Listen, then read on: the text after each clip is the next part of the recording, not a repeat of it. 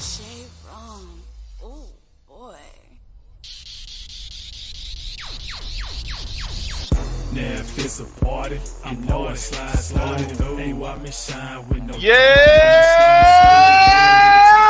sir. Home team. What's happening, home team? This your boy Blackberry Lorex. It's Thursday, y'all, so y'all know what that means. It's the Rex Pit.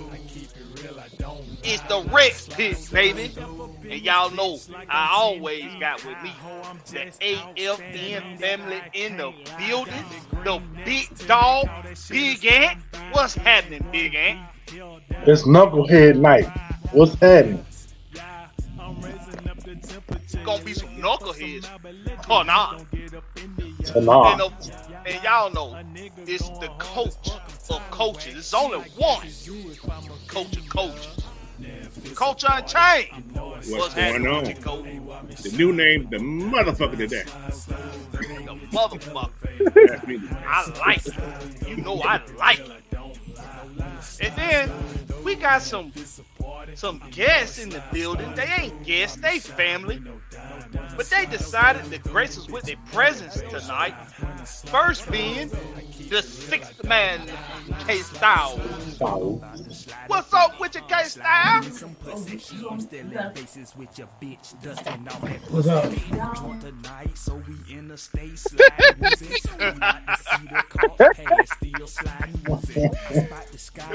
That's a classic K Styles over there. That's a classic K Styles for you, boy. Baby girl, open the door. Hey, nah, I'm out. Hey, look, I was about to say, boy, just listening to that theme song, but I was just thinking about the fatalities I could do all this shit tonight.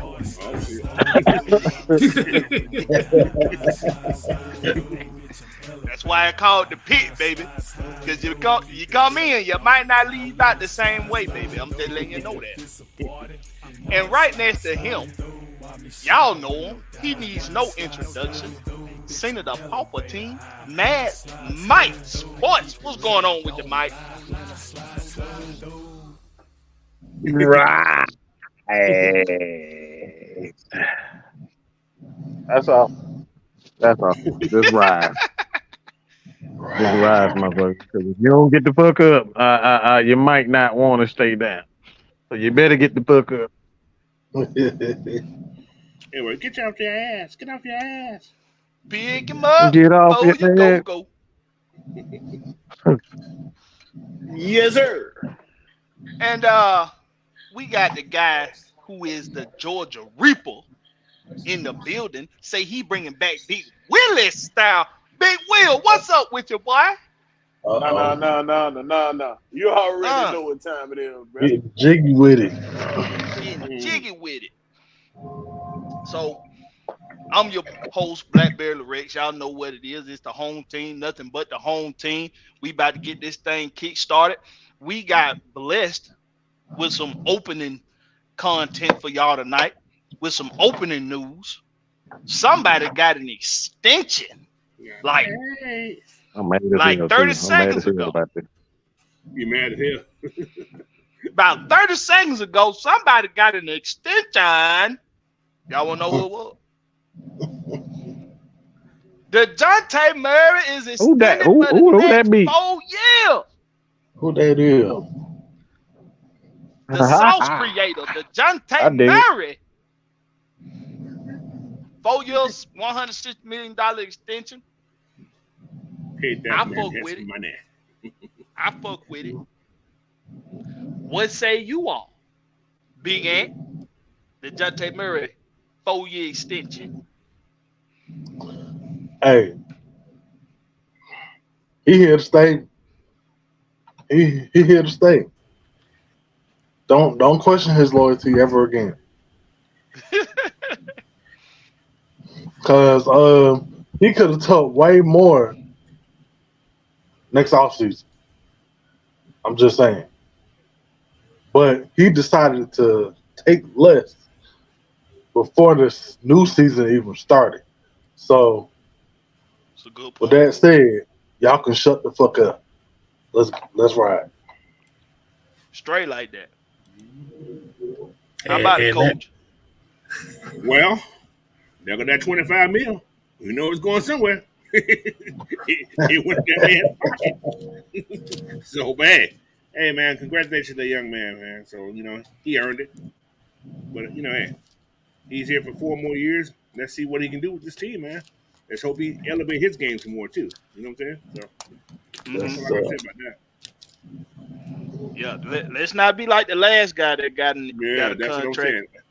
The last two guys. Who was that? Who that is? That one with that funny hair. That preacher man. He bounced his head off the backboard just to be doing it. You know? You talking about the one that helps up the enemy? Oh, okay. No, the one, the son of the preacher man, the peacemaker. Not the I ain't talking about John Cena. That's PEDs himself. He's the son of the preacher man. Oh man, how about it, K-Style? Hey man, that's like you said, that's a bargain deal right there. Like you said, like I said, you got Mr. PEDs up off the team. So, like you said, now you able. Now like you said, now you done threw that shit by the wayside. Like you said, it gives the opportunity. And I think Jalen Johnson played better with this backcourt anyway, to be honest with you. Mm-hmm. That's true. Did I just hear you say somebody finally came and emptied out the porta potty? Somebody finally came and emptied out the John. That's what it sounds like. Mm-hmm. But we've been waiting on that John to be empty for a while. But I like it though. Like you say, it just showed you that he wants to be here. He wants to build that chemistry with this team. Mm-hmm. And shit, hey, I'm all for it. Let's see what the young guns got. Mm-hmm. I'm gonna skip over Mike. Big Will, what say you, my guy? Hey man, all this do is let you know that the Hawks know what direction they want to go in. They want to sustain backcourt. They don't want to, you know what I'm saying? And they can build on them too. They're gonna build on Trae Young and Dejounte Murray. Yeah, I talked about that some weeks ago. How Dejounte Murray might not have been here before as a core piece, but he's definitely a guy you can have as a part of your core. Okay, now Senator Palpatine, give us your take on it.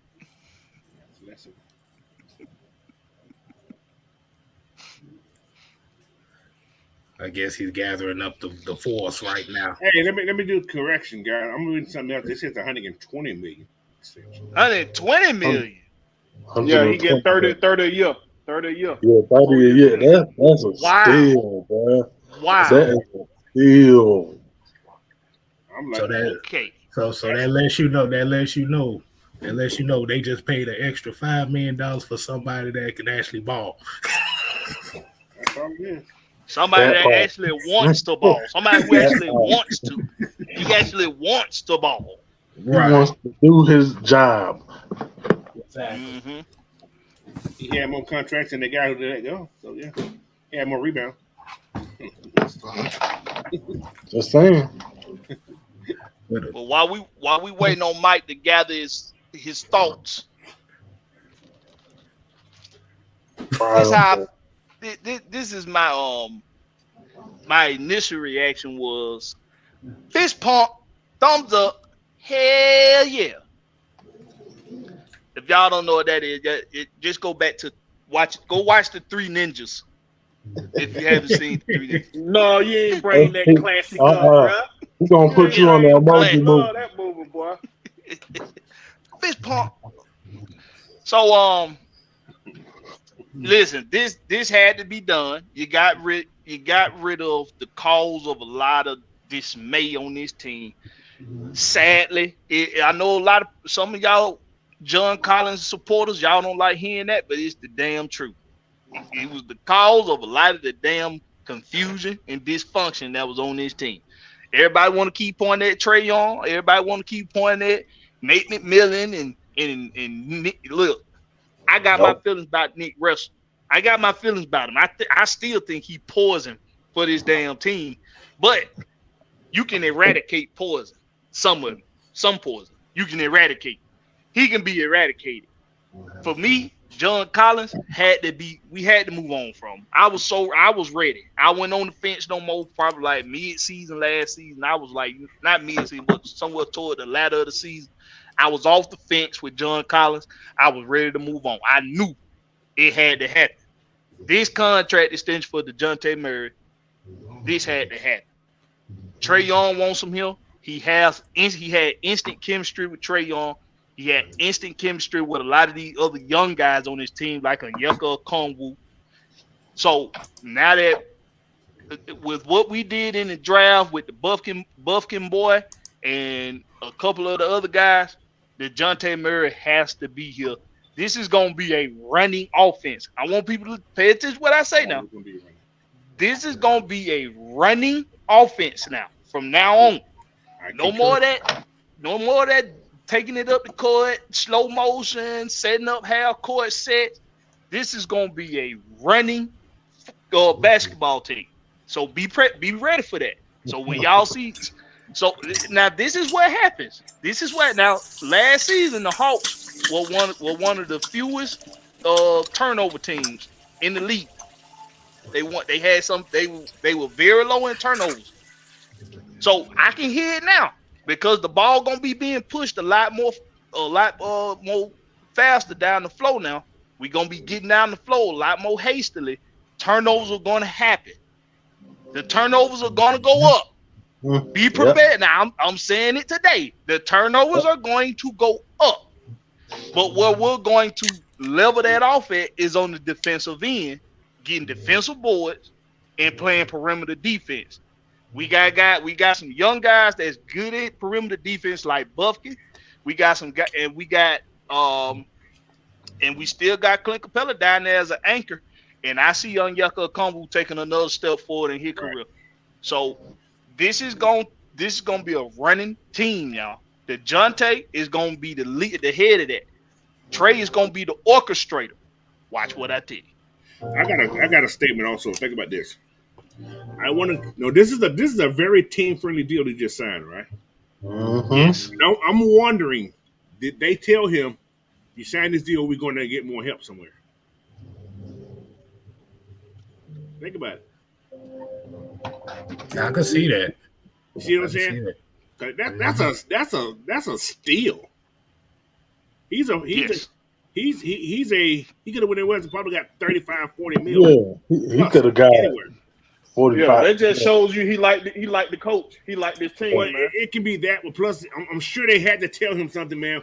We're trying to do this. This is what we're trying to do. And I think we're trying to get this guy right here. I'm just saying. So I really just think I don't think they had to sell him too much on nothing else, Coach. I think he liked the chemistry of the team right here, Coach. I'm telling you now. If you see some scrubs getting $50 million, you don't gonna get $30 million. They told you something. Mm-hmm. Right. No, I'm still trying to figure out who the hell Desmond Bain is. I'm still trying to figure that out. If these guys are getting $47 million and he's getting they told him something. He's a damn puppy. That boy.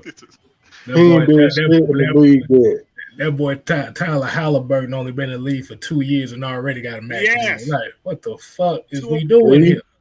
Well, the 2-6 still got Similac under his breath. He white. Oh my goodness.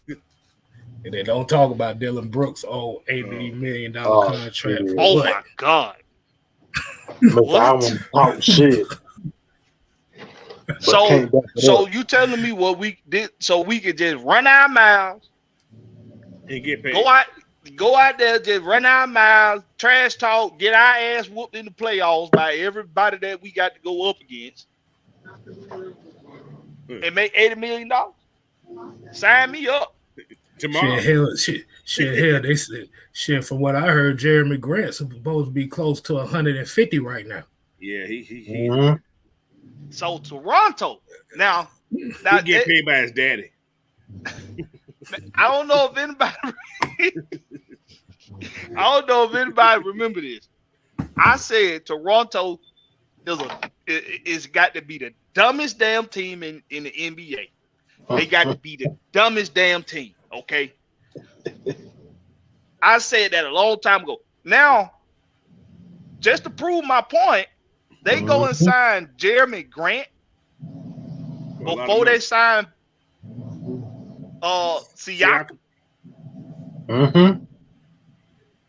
You gonna put the fate of your team next season in Jeremy Grant hands? His daddy was good. I'm just saying. Hold on, man.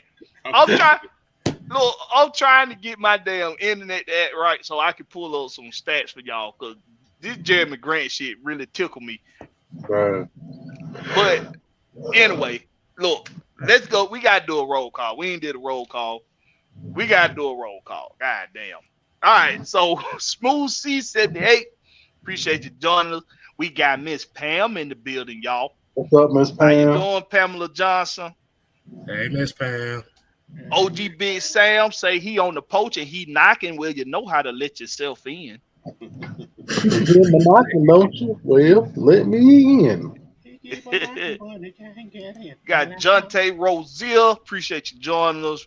Randy Weatherford. Michael Walker, not number 3. Jay Diaz. Sonia Howe. D. Coleman. Say he got paid. No PEDs needed. The therapist ATL won. Y'all know him as the super villain. ATL Leo, J Black 142, D Lawton, Yusuki Knight, Drake Murphy, the one and only, Raymond Collins. Appreciate y'all. We appreciate y'all doing, man. Shep 5X. We appreciate y'all doing Shep 5 times. Maybe that 5 times. Can you dig it? Sucker! Hulk Hogan, I'm coming for you, nigga. Boy, that's my favorite. That's like one of my Yeah, me favorite too, clips boy. right there. I see that. Whenever I see that, I just crack up. Elizabeth, who was that? Sherry? Who was the lady? Sherry. Yeah, right? Sherry. Sensational Sherry. Her expression just totally changed. That's what made it so funny to me. How she was just like, "It's okay, baby." Me, G said, "Well, okay then." Oh man, we cracking up. Look, I could imagine what the damn blooper was after the tape was rolled. That was live too, though. That was actually a live broadcast we did. It was live, bro. That was a live broadcast. There wasn't no taping on that much. That was live. That was live, bro. I'm talking about that. I'm talking about when they went to commercial break. I wonder what that conversation was like. I'm telling you, they was on US. They was on USA at that time, I think too. Yeah, they was on USA, I think. If I could be a fly on the wall, boy. That was funny. Yeah. But you know what? Before we get on to this Falcon talk, the Booker T story is just one of the most inspiring stories to hear. So somebody coming up out the gutter and becoming successful, bro. I mean, he didn't even want to be wrestling wasn't even in his like he wasn't even trying to be a wrestler. He doing what his brother wanted to do. And because Stevie was always there for him, even when he would fuck up as a kid, Stevie always was there for him. And he knew his brother loved wrestling, so he just followed behind his brother and look what he turned into. So, hey man. Five time. Can't see me. Thomas Jefferson, sucker. You're going to spin the Rooney your ass. One of my favorites, bro. Booker T, one of my favorites, bro. Yeah. I remember when I was 15, I saw Booker T at Six Flags. That's when that was when I first got a up close view of how big these dudes really are. Booker T is a huge human being. Okay, he's a big dude. I mean, hey man, his straps are like monkey bars. I mean, just out there. Yeah, man, he's big. The dude is big, bro. But as you all know, here on the Rich Pit, we love to get into some controversial shit. Because why not? Why not a little bit of controversy? Why not us? But I just want everybody to be on notice. This week, the first week of July, has been deemed Arthur Smith week. It's Matt Ryan's fault, though. It's Matt Ryan's fault. This is the week that Arthur Smith built. This will be Arthur Smith week from now on. And it's not for us, it's for y'all. This week, the first week of July, is going to be a reminder to all of you naysayers and doubters about Arthur Smith. The first week of July will be the week that we remind you all that you didn't like him, you didn't trust him, and you didn't want him. Let me add some folks in here. I'm using my phone, y'all, so that when you see the camera move, just know that's what's going on, okay? Now, why do you all really distrust Arthur Smith so damn much? He slept with somebody's wife. Dirty dog. Dirty dog. He slapped the shit out of somebody's baby. Well, you called him ugly. Yeah, baby, ugly. He must have had a hand. No, he had somebody's wife in the book. He had somebody's wife in the book. That's what it was. He might have did all three. Somebody's wife. He slept with somebody's wife. Now, he did the same thing Matt Ryan did. Good at his job. That's the problem. And if y'all don't know who and that is OG Sam, OG Big Sam in the building. He came off the porch and came on in the house. I'm gonna go around the panel with this one. And look, this is an open forum on this one because I know everybody got a lot to say. If you ain't been paying attention this week, I started the week on Monday asking you motherfuckers how in the hell Arthur Smith is the 29th best head coach in the league, or should I say the third worst head coach in the league. Mad Mike has gone on a couple rants this week. Every day. Asking you bitches, why is Arthur Smith not a good head coach? Why is he on the hot seat? So what we gonna do tonight is we gonna get down to the bottom of this bullshit. We gonna get down to the bottom of it tonight. And I'm gonna kick things off with OG Triple OG. Why do they really distrust Arthur Smith, OG? Well, we can start with a number of reasons as to why that is. One, not their pick. You had the also black part of the fan base, wanting everything African American from, to the president of football operations to GM to coach down to quarterback. But they still want to make me. Another reason, like I said to start with, he's good at his job. As this fan base, they're notorious for being afraid of all things that good and work. They bash everything that is good at their job. They bash everything that is not their color. They bash everything that is not their pick. So this is no different. All right.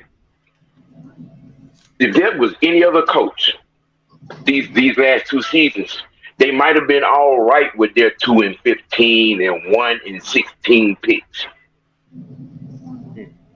They might have been right. If there was any other coach other than Arthur Smith these last 2 seasons, they probably have something to bitch about, moan about, complain about, because we probably would be back, probably would have had two straight number 1 picks. But due to the fact that this man can actually do his job, because in both seasons, we should have had 10 wins. And we got the 7 each season because of coaching.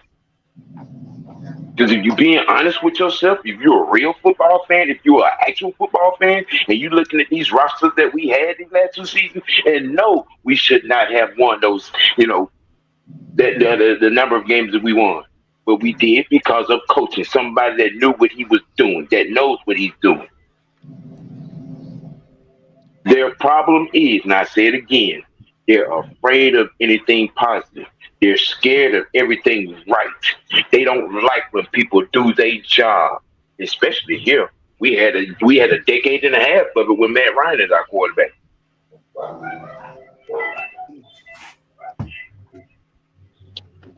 Running around here, can he be trusted? I'm sorry. Look at Cordell Patterson and his production here. Why that is? Because Arthur put him in a position to do it. Look at the transformation of the offensive line. Why that is? Because Arthur rolled that ass, put him in a position to do it. Isn't he an Look at offensive Tyler lineman? Algier that last season. Ran for 1,100 yards. Why? Because Arthur put him in a position to do it. That part. So can he be trusted?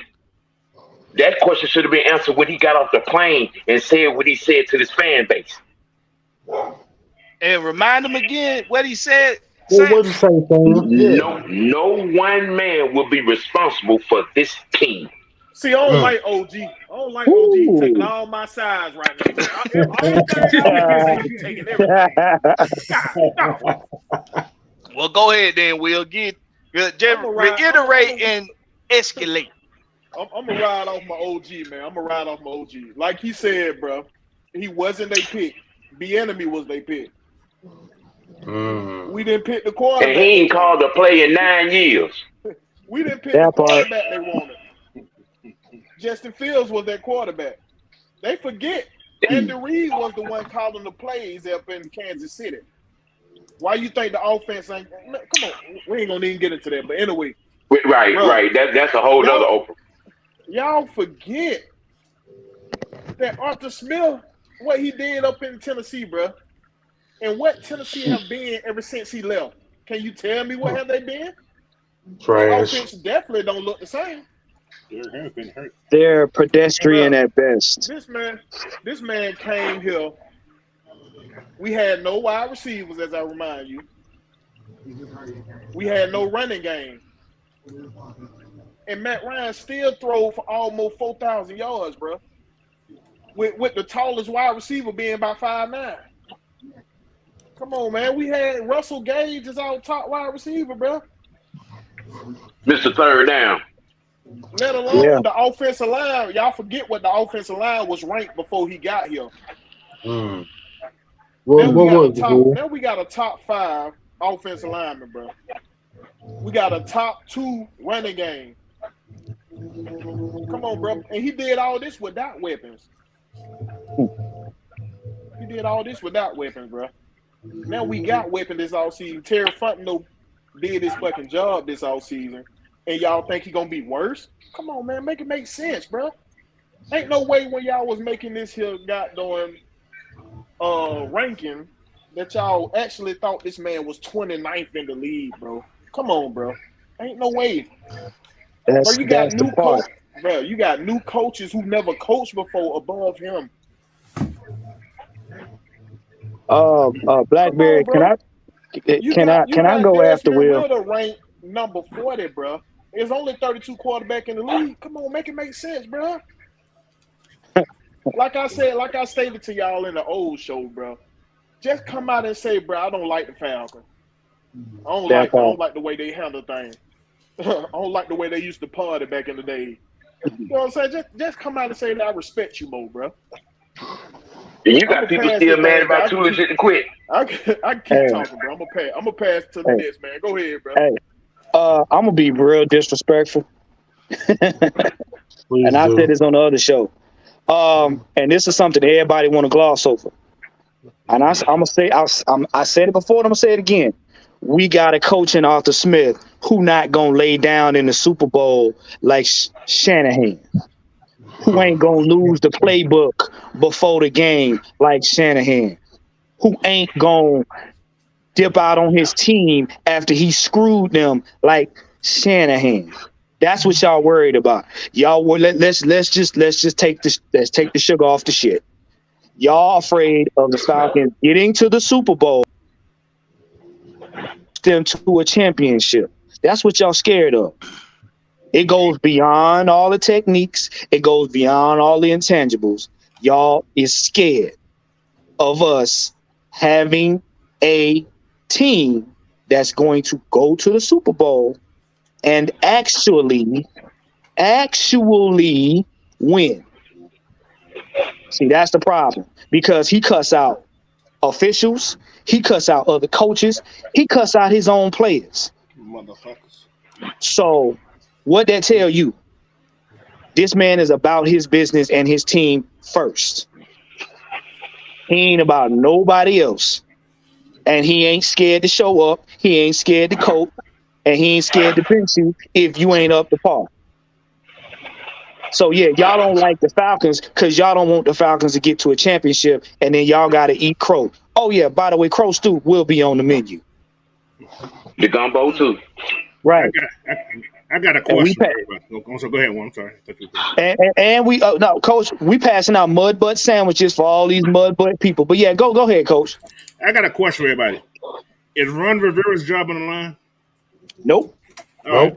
He started 2020, right? Right. He got 22 wins and 27 losses, right?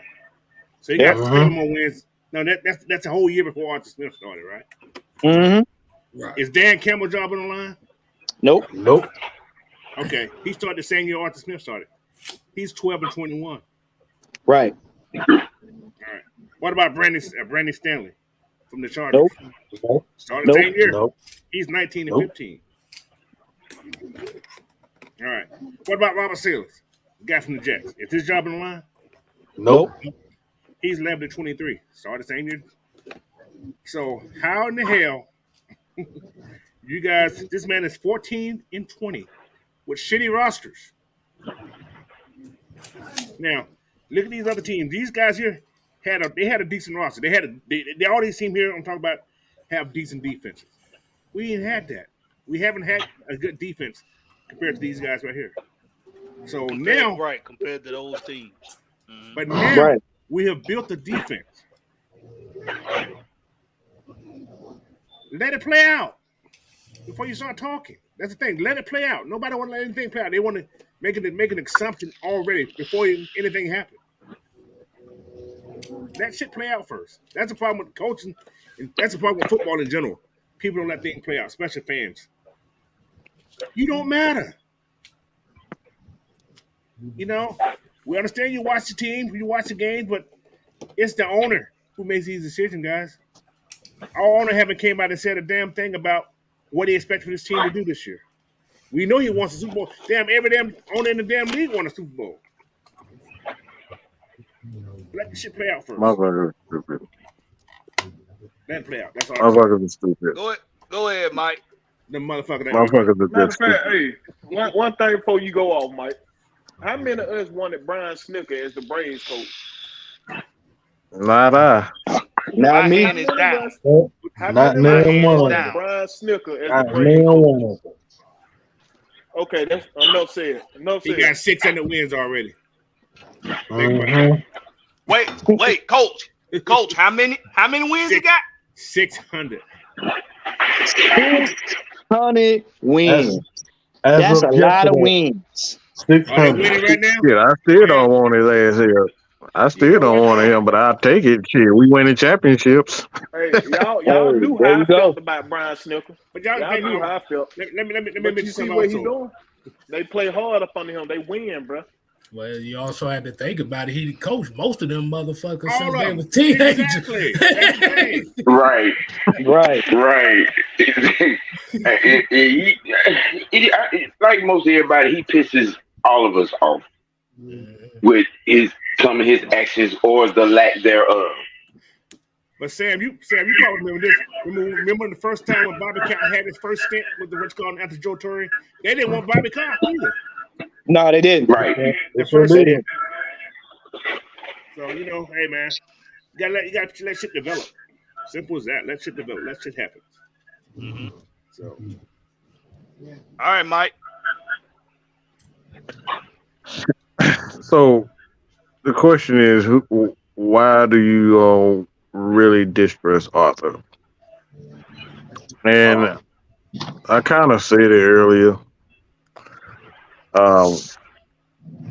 It comes down to just some of y'all pussy still bleeding. Let's just keep that real. Some of y'all pussy still that's bleeding. what I smell. That's I That- smell. that- That's That pussy still stone. thinking. Y'all ain't dushed in a minute. Y'all haven't dushed in a minute. You still got that same, stuff hanging around the surface of it. And just be real, cause you still in your feelings. You're still in your feelings. Everybody's still in their damn feelings. That's the reason why you you not ready to give this man a chance. You're still worried about how much money you gonna get, this month. Mhm. How much you gonna get for the baby? How much you gonna get? You still worried about shit that ain't got nothing to do with the real issue. The real issue is this: can we win? Of course we can win. How we overachieve? Of course we overachieve. Did we get the right players? Who the fuck knows? That right there is the biggest thing. Have we gotten the right players? We don't fucking know. I can't sit up here and tell neither one of you guys with a straight face that we got all the players that we needed to win. And that's what it comes down to. Y'all acting like some damn females. And that's what women do when they not secure, when they insecure, they started asking questions. Well, you sure you work 45 hours this week? Yeah, bitch. I know I work 45 hours. I ain't been here. You know what I'm saying? That's how women do shit like that. Women always gotta ask why and how and all this instead of just trusting the nigga. That's what they act. That's what they do. And this is what y'all do. Y'all don't want to trust Arthur. Y'all don't want to trust Blank. Y'all don't want to trust Terry. Y'all don't want to trust Desmond. Y'all don't want to trust Bijan. You don't want to trust Grady. You don't want to trust Big Calais. And that's what it all comes down to. Your coochie still bleeding. And that's what it all comes down to. You acting like some damn female. That's what females do. Instead of just trust me, I got it. I said I got it. Trust me, and just wait out the process. Y'all don't want to wait out the process. You're still thinking about 1998 when you got your first heartbreak, when you got your first heartbreak, and then you're worried about 2016, 17 when you got the second heartbreak. Man, look, shit gonna happen. No, mine came a little earlier than 98. My first heartbreak was in 83. 83. I mean, and see, Sam, that was like, and that's what it comes down to. That's all it comes down to. I think it was K Styles who said this, but he was talking about the team and it being PTSD. At the end of the day, man, y'all just got to get over shit. You act like shit just gonna happen, and things gonna happen in a certain amount of time. I don't know how many times me and Blackberry done went over team after team after team after team, and we laid down. We proven to you guys that it takes time to build a champion. Okay. Oh yeah. We talking about 27 years later, and they still haven't recovered from firing Jimmy Johnson. Okay, 27 years later, and they still haven't recovered. But we supposed to get over. We supposed to get over Dan Quinn firing. And that, ladies and gentlemen, was the Tampax moment of the show. Y'all need to get off them tampons. So that would explain so that would explain why the city's been smelling like a crab boil the last few weeks. I'm trying to tell you. All you need is some vinegar and some water, and then take care of that. Y'all need to take that shit before I get down there. Oh. It was a perfect storm of unquenchable bullshit, really, because you got people that are around here still looking at this team through Jim Mora, Mike Smith, Dan Quinn eyes, and this team is not it at all, because they ain't even in the building no more. So why is you looking through their glasses? Man, let's get the elephant out the room over here. Let's do it. Man, all this shit just comes for the simple fact that he's putting his trust in Desmond Ritter instead of going after what they want. There it is. That's all it comes down to. It ain't got nothing to do with his X's and O's, because they done already seen the shit. Right. And if you don't like Desmond Ritter, just say so. Stop all the BSing. But you know what's funny though? What's up? Desmond don't care nothing about that. He heard you, but he don't care. He don't care that he got backing from the owner, he got backing from the coach, and he got backing from his teammates. That's all that matters. See, when we look at Desmond Ritter, like I said on the Tuesday show, I said his mannerisms remind people so much of Matt Ryan that it actually makes them sick. Right. But like really just all it just comes down to is Arthur Smith is getting a whole lot of flack because it's Desmond Ritter's fault. Yeah, might as well be. It's Desmond Ritter's fault. Yeah. Right. And that's really what it all bears down to, y'all. Listen. It ain't. This is why I feel myself every time I get into this conversation with somebody about what's going on with the Falcons. Why I feel myself ready to just Draymond Green a nigga right into his shit. His ass. What you gonna kick him in the dick? That's what you gonna do. No, that one, boy. Goddamn. No, but it is in my arsenal. Believe it. That's that last resort. Shit, fuck that. That's option 2 for me, nigga. Bruh. That's option A, B, C, and D.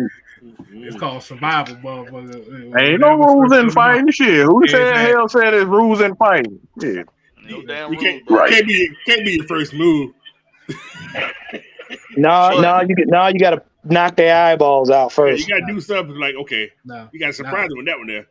You gotta take the kneecaps out first. Yeah.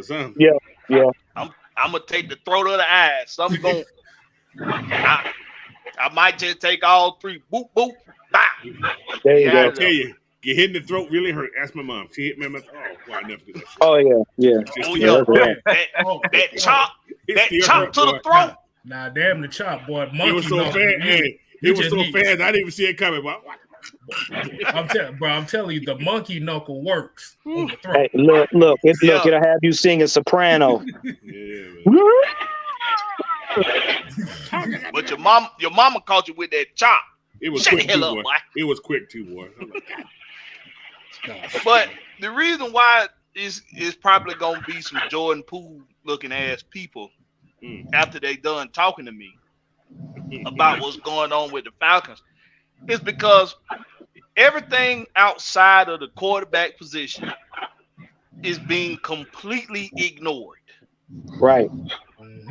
Everything outside of Arthur Smith is being completely ignored. So this is what I got for y'all. And I want my panel to help me out with this. Let's look at the last let's look at the last Super Bowl winners. Okay, the teams. So let's look at them. Okay. Y'all gonna see where I'm going with this. Mm-hmm. So the most recent Super Bowl winners are the Kansas City Chiefs with Patrick Mahomes. Correct. Yes. What NFL team did Patrick Mahomes play for before he played with the Chiefs? The Cucamonga Cracker Killers. Exactly. He didn't play for nobody else but the Chiefs. He's only played for the Chiefs. Now, the season before that, who won before the season before? Help me, cause my memory, like I said, I did a lot of drugs. I did a lot of drugs back in the day. The Rams. LA Rams. Aaron Donald. Oh, you talking about Matthew Stafford throwing 3 of the worst interceptions in the playoffs last year? Yeah. And yet they won a Super Bowl. Yep. But Aaron Donald won a Super Bowl. Yeah, that too. Yeah, that's true. the season before, Tampa Bay Buccaneers. Now, oh gosh, we're gonna stay right there with Tom Brady and Matthew Stafford. We're gonna stay right there. That was cool. Matthew Stafford and Tom Brady are 2 quarterbacks to go to a different team and win the championship. They are the only 2 to not win championships on the team that they started with. Since y'all want to guess who? Who? Hey, man. Who? Hey. Go. No, he won one in there. That's right. He won one in it. Yeah, he won one in Since right. Peyton Manning was the last one in Denver. I'm gonna tell you. Hold on. Guess who was before him?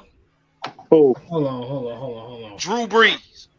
Yep, that is with the Chargers. Right. Because he went from Chargers to the Saints.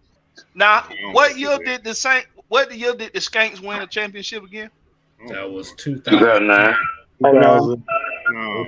2009. 2009. 2010 or 2009 season. Yes. Yeah. 2009 season. We are in 2023. We are in 2023. We are 14 years removed from the New Orleans Skanks winning the championship. And we can count on one hand. We don't even got to use all our fingers, all our appendages. We ain't got to use all of them. This is how many quarterbacks won championships on teams that they did not start with.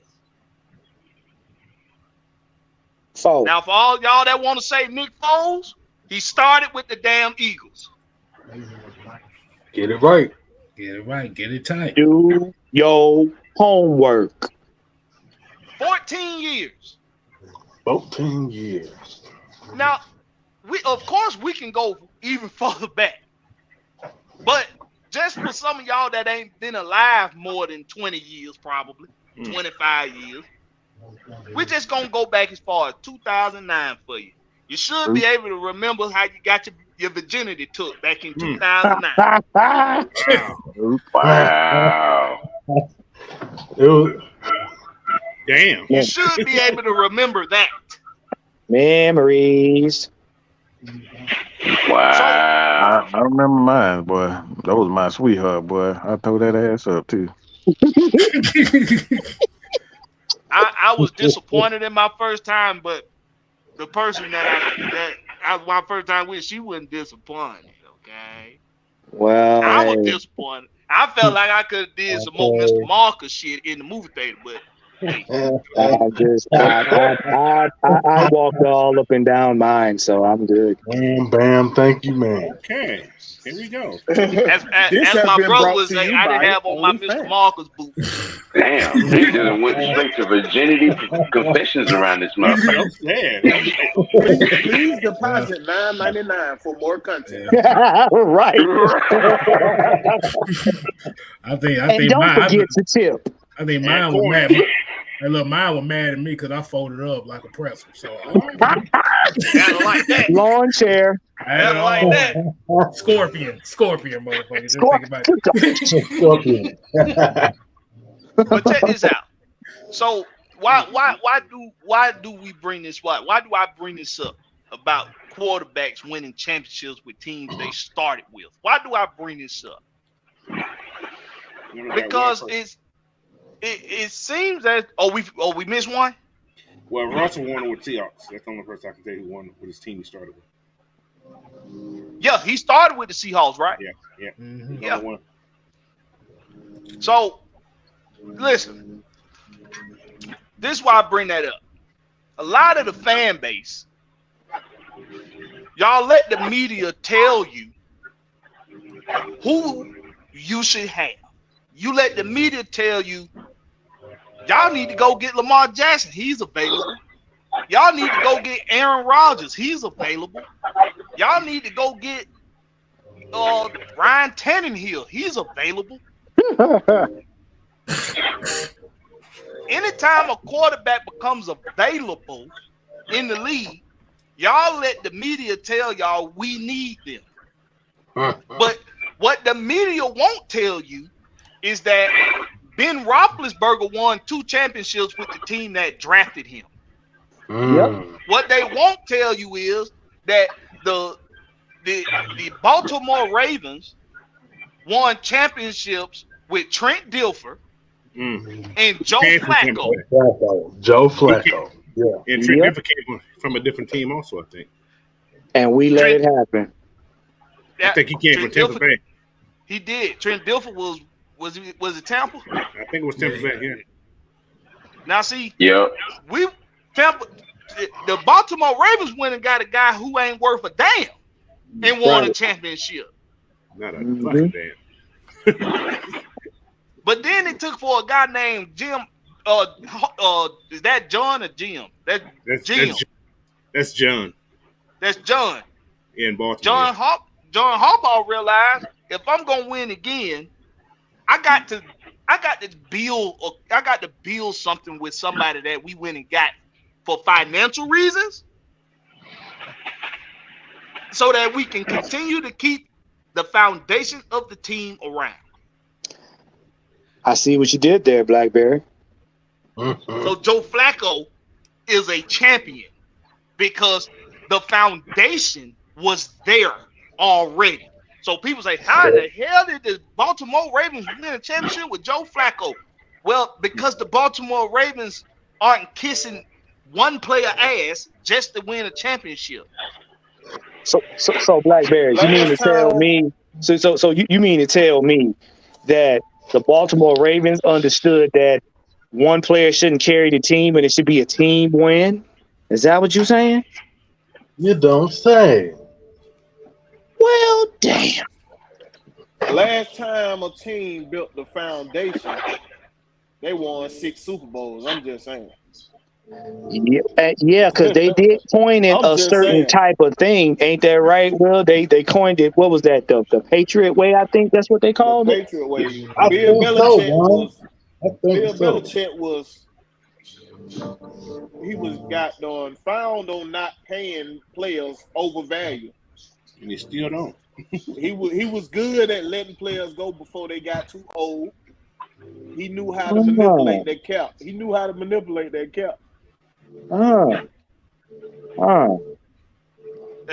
This is a very good comment right here by Shell. Five time. This is a very good comment. This shit ain't basketball. One player cannot win in football. Say it again from the back, please. Now see, he making too much sense though. Yeah, right. How dare you? Now see, this is where intellect comes into play. It's what intellect come into play. Now, Kevin Durant left a team as one player and went and joined a team as one player that had already won a championship. So before you some bitches go to saying, trying to use Kevin Durant and Golden State Warriors as an example, the Golden State Warriors were already a championship team. They already had a foundation. Hence, they just won the damn championship without Kevin Durant. So before anybody try to use that as an example, shut the hell up. There has been many instances in basketball where a team is lacking something. A team is lacking somebody to get over the hump. So what do? They go get them. They go get that one guy that can put them over the hump. He's a walk. Listen, this is not my opinion. This is a fact. Regardless of all this GOAT talk, LeBron James left Cleveland because he didn't want to build a team around him. He wanted to buy a team around him, not with his money, but with some billionaire's money. This is football. This is football. You're gonna line up, and it's gonna be another man in front of you, and it's gonna be who gonna beat who today. Receivers line up against corners. Linemen line up against defensive linemen. Quarterbacks against check this out. It's that quarterback and that middle linebacker. You're going to line up. It's going to be somebody in front of you. You got to beat them today. It ain't that ain't the case in basketball. In basketball, the team defensively can, as a team, hold down one guy. You can't hold down one guy in football. It's you, mono and mono. Can't win a game with one guy in football. You cannot do it. Nope. You cannot. Because one injury will change the trajectory of the game.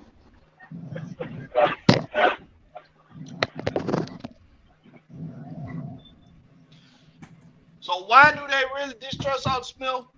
Look, like K-Style said, it's the elephant in the room, baby.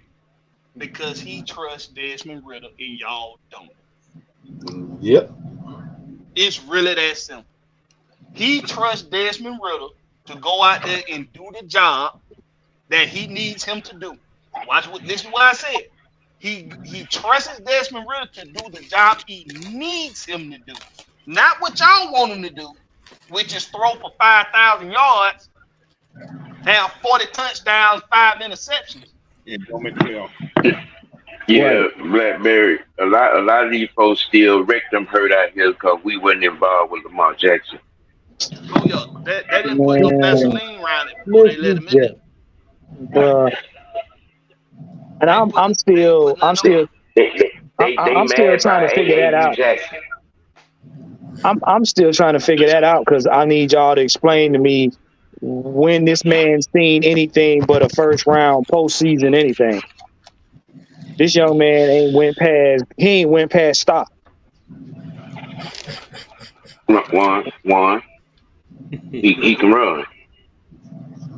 I can run.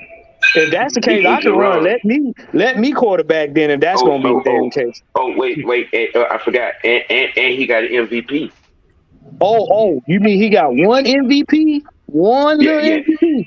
Yeah, that the same year it was said MVP at the crib in his house.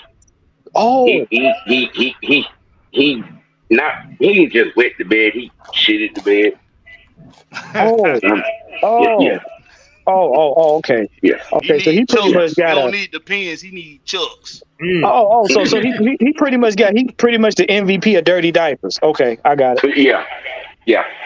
They mad about that. Yeah, about that guy. See, here's something else. Here's something else that Blackberry, I'm pretty sure is gonna educate y'all on. Do y'all not understand, Ritter haters, that Ritter is a walking playbook? Y'all forgot that part, didn't you? Only rookie in his class to not have a wristband on playing games being thrown in and knew what to do in said games. Running a totally different offense. Right. A walking playbook. I don't see Justin Fields doing it. I damn sure don't see Lamar doing it. Fish I don't eye. see Bryce Young doing it either. That man played 58 games in college and only lost 4. That should be enough tape right there to tell you any and everything you would want to know about one Desmond Ritter. If you can't find nothing positive or get some kind of grip of what a quarterback should look like or should not do or should do out of 58 games of watching his film, you ain't looking. You ain't looking, and you don't want to look. Sam, not even that, Sam. What can you tell me that's negative about it? Right. That's the Show me question something right he did there. that was negative. Besides, I'm still on that part of it. But you know, the thing about it is they just gonna point back to the '90s that first Saints game. That's the only Saints game. That's the only thing that comes. That's the only thing I've ever heard. Still could have won that damn game. Yeah, that's been a running theme for these folks that are making a mockery out of our third round pick. There were 1 or 2 bad throws in that game, and they're hanging on to those 1 or 2 bad throws as their argument. You know what I'm saying? Why he shouldn't be the star. But guess what? That's no argument, because here's why. We told y'all around week 5 and week 6. Listen, if you take Mariota out, he ain't coming back. If you put Ritter in now, he's going to do rookie things. And I keep saying it. You cannot get around the rookie process. The man had to get acclimated to the game. So he gonna have some bad throws. He gonna have some judgment laps. We told y'all that. That ain't no argument. You telling us what we told you. And then the man improved from there to include beating Brady. So yeah, y'all can miss me with that New Orleans game. That was the test to see if this man could handle the NFL. Could he handle the speed of the game? Could he handle the pressure of the game? That's all Arthur Smith wanted from him. And was this man going to get better? Was that the same game that Drake fumbled? Yeah. It is. Yeah. Oh, good, right. It was Desmond. Yeah. That's right. Yeah. This was Desmond's fault, though. You gotta remember it was You know how that is.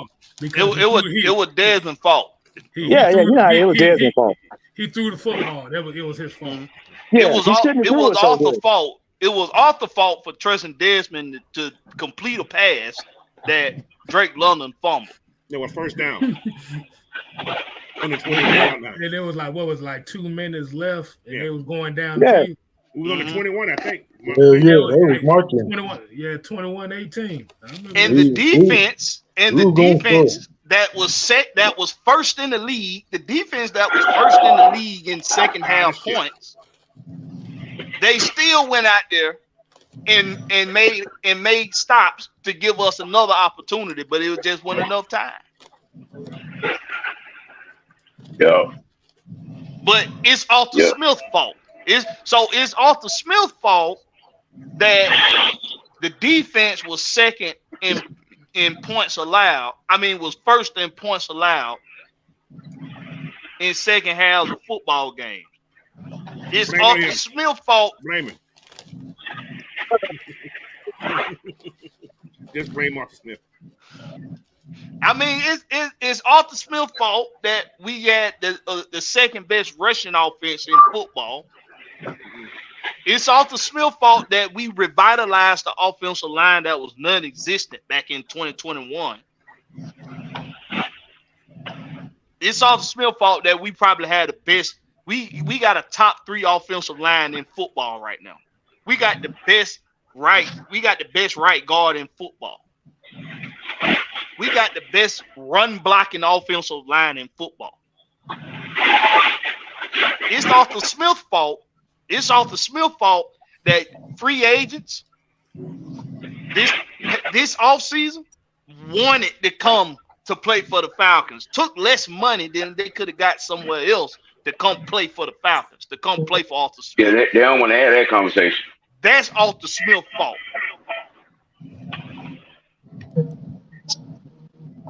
Everybody on this panel done gave y'all all the damn reasons why. Hey, brother, it's Arthur Smith's fault that his first year, we won more games than the previous year did. with the Put big, what's name to it. with the big three on offense. We're trash on offense. We still had Oompa Loompas trying to catch balls. But Wait a minute, they couldn't even get off the line of scrimmage. Our receivers couldn't get off the line of scrimmage. Come on, man. We got to stop. We got to stop with this bullshit.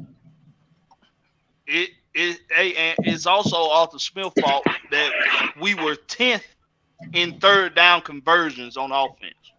That's also Arthur Smith's fault. It's his fault. It's his fault we were 10th on offense on third down conversions. So it's his fault that we didn't do extended 3 and outs. And then, okay. And then y'all do realize we've made 2 simultaneous points here that rings in with the original question of the show. Yeah. We've made 2 very specific reasons as to why we should trust this man. Coming in, he called plays that helped Matt make considerably great offensive choices in that season. Year 2, he called plays as to what our offense was suited to, running the damn ball. Mm-hmm. Now with the full kitchen, what do you? I mean, this is to those that keep saying that Arthur's been conservative. He's not a good play caller. I mean, if you've really been paying attention, if you're really looking at how this man's scheme utilization skills go, you know he called plays that's suited to his personnel and what that personnel can do and cannot do. right. Bro, all you gotta do is look at CP. That's a prime example of what he can do calling plays. Nobody before he got here was using him in that running back role like they were supposed to. As soon as he gets this field, he breaks out, and you mean to tell me that's just, come on, bro. That got to say more about Arthur Smith than anything. And you know how many times I've asked that question, damn, Bill, you had this on your roster and you weren't doing this with it? Now you want him back. You want to know how good Arthur Smith is, really? It's his fault Marcus Mariota was player of the week last season in week 4 or 5. Hey, don't you say that. Don't you say that. Blackberry, wasn't he multiple times? Yeah. Was it twice? Yeah. Was it twice? I'm just saying. It wasn't just 1 week. It was twice. This illiterate ass MFer was player of the week. Motherfucker, you can say it. Motherfucker. That motherfucker. Don't make it easy for you. Call him by a real name. Quarterback 1. He's still a motherfucker. They're right, Ant. They're right. Look. Here's another statistical that this is the other statistical that has a lot of people up in arms. Are y'all ready for this? Uh-oh. All right. So as we know, Desmond Ridder played in 4 games, right? Mm-hmm. Yes. This is one of the major reasons why they're mad at both of them, because Desmond Ridder ran the ball 16 times for 64 yards. Ooh. So hold on. So you're telling us, Coach Styles, that he's elusive? No, not that he's elusive. They're mad at the fact that he didn't run enough. Oh. So he's not Lamar Jackson. That's why they're mad. He averaged 4 rushing attempts a game. That pisses folks off. That's not making them feel good. I'm sorry. Not making them feel good. So out of 117 passes in 4 games, to 16 runs. Hold on, let me do some calculations on that right quick. Mm-hmm. Get your scientific calculator out. Don't you do no mathing. I've been do some math. Scientific calculator out. You don't do no mathing. Because if your man start mathing around here, you know he's about to get real personal. Okay, so for every 7 pass attempts he had last year equals 1 rush attempt. Yep. That's not considered a quote unquote running quarterback. Am I correct? Correct. I rest my case. They want a running quarterback. That's what they want, K-Styles. Don't you understand? I understand. Like I said, here's my question. Do you think that if he would have ran the ball about 40, 50 times last year, do you think we'd be still having the same conversation? Nope. Nope. They would be like, oh yeah, that's what we need right now. Cause remember, these were the same folks when Felipe Franks ran that ball in the preseason game. They were begging Hercules. They was busting all kinds of nuts talking about he need to be the starter. They was waving their thumbs. They was waving their thumbs. They had bust all over the front of their pants. We was at that preseason game, boy. Them motherfuckers was talking about. Let me get this right. Let me. I'm trying to, marinate everything together so I can, at least sound like I got some sense. So, in other words, what you're saying is they want Forrest Gump as their quarterback. Is that what you're saying? They want Forrest. They said they want. Okay. I was not expecting that. I ain't gonna say that. Say what do I do, coach? Just run for us.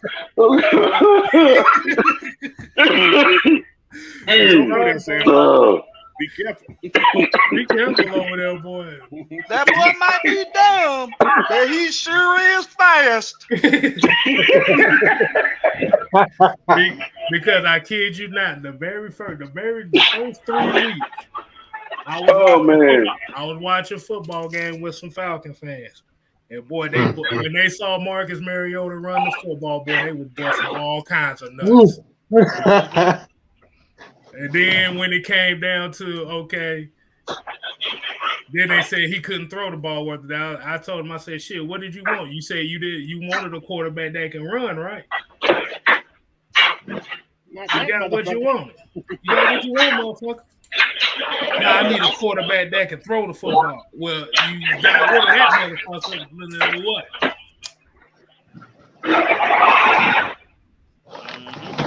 But Mama, I don't love him no more. Coach, what do? I don't know, Forrest. Just run. Run, goddammit, run. Come with me, Forrest. Pray with me, Forrest. Pray that we can fly away. Long way from here. If you look at it on face value, what really went wrong is they wanted James Evans and they got Michael Evans instead. He's still living. Hey man, I just got on. I just got off the phone with the Wolf Man himself, and we got some heat for y'all ass coming real soon.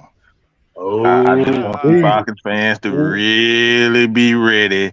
If you think this shit is something today, you thought his video was something today, we got something for your ass. So stay tuned for that. Y'all love the bullshit, and we're gonna have a lot of bullshit for y'all. Let's get it popping. Hey, this is what it's all about. This is what it's all about. Okay? Here on the Rex Pit, we don't give no fucks. Bang. This is what it's all about. You know what? Let me tell you what. When I see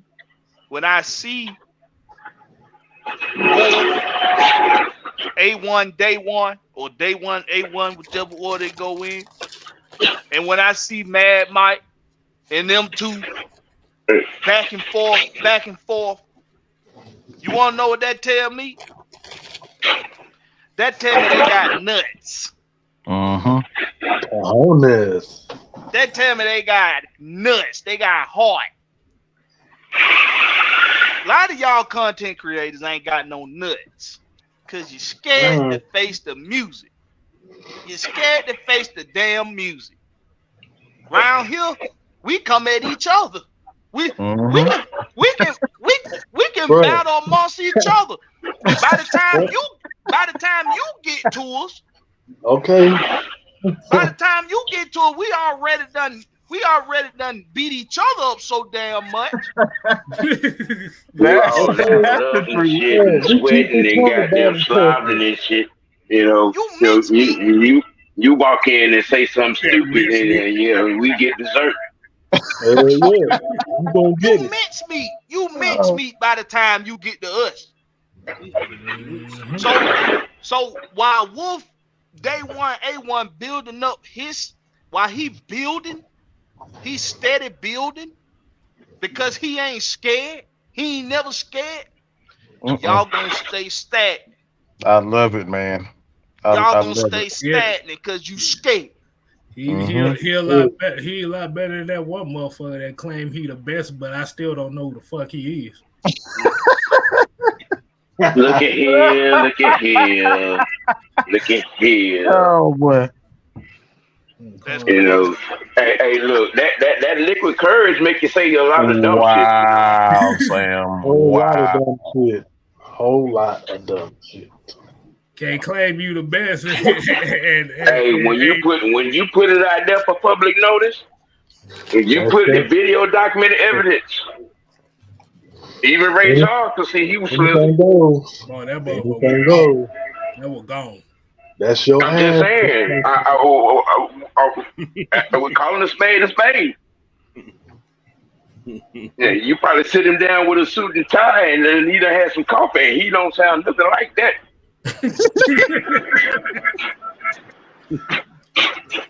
Hey, guess what? You can dress up a pig, but guess what? That shit still At the end of the day, it's still gonna stink like a pig. You can spray some Febreze on some shit. It's still some It shit. still stink. And it's still gonna draw flies. Yeah, coach, it done went left. All the way left.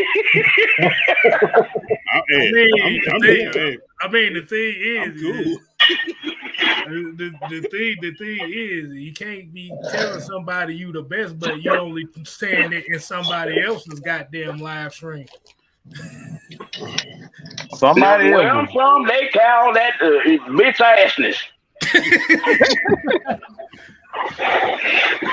Bitch assness. I'm gonna steal that one, boy. I like that. Bitch assness. I'm gonna use that one. Yeah, can I say the name, Mike? I might. I mean, go ahead. He called himself the best.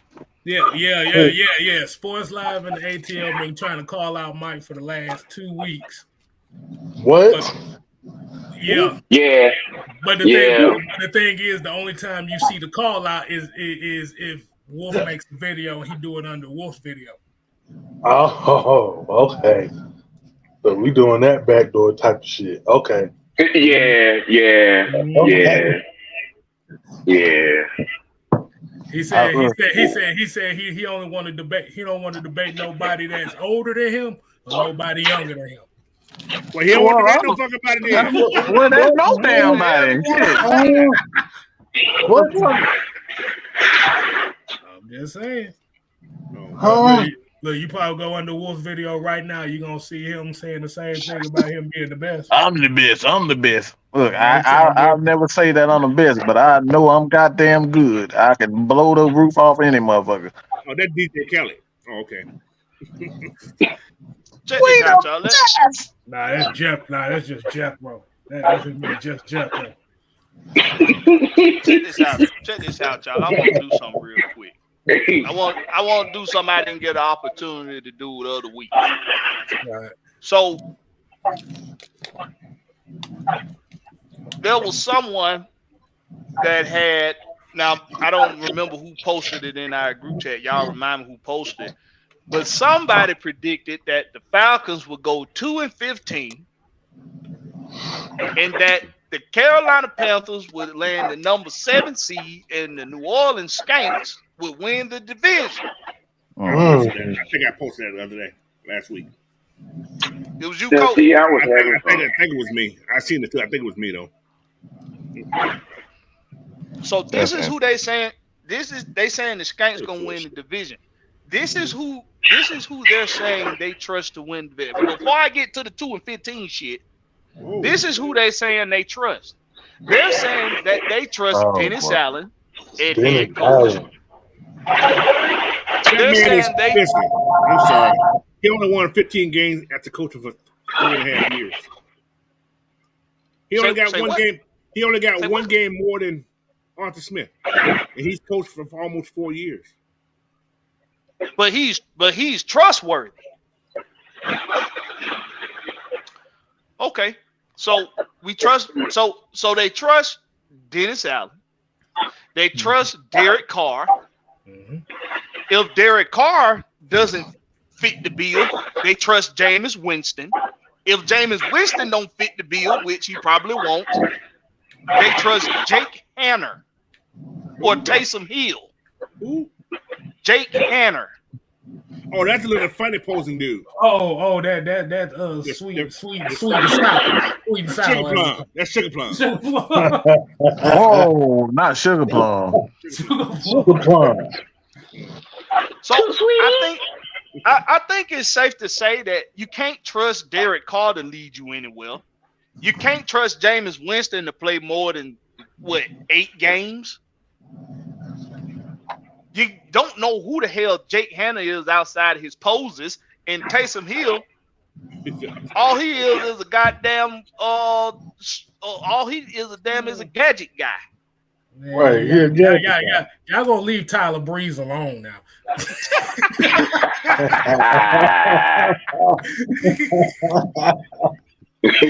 Now, don't you do that, Skip. Hell no. Hold on, Skip. Don't you do that. So this the backfield they trust. So you trust Alvin Kamara not gonna be in jail. Good luck with that. I do like Jamal Williams, but he ain't gonna be able to do it by himself.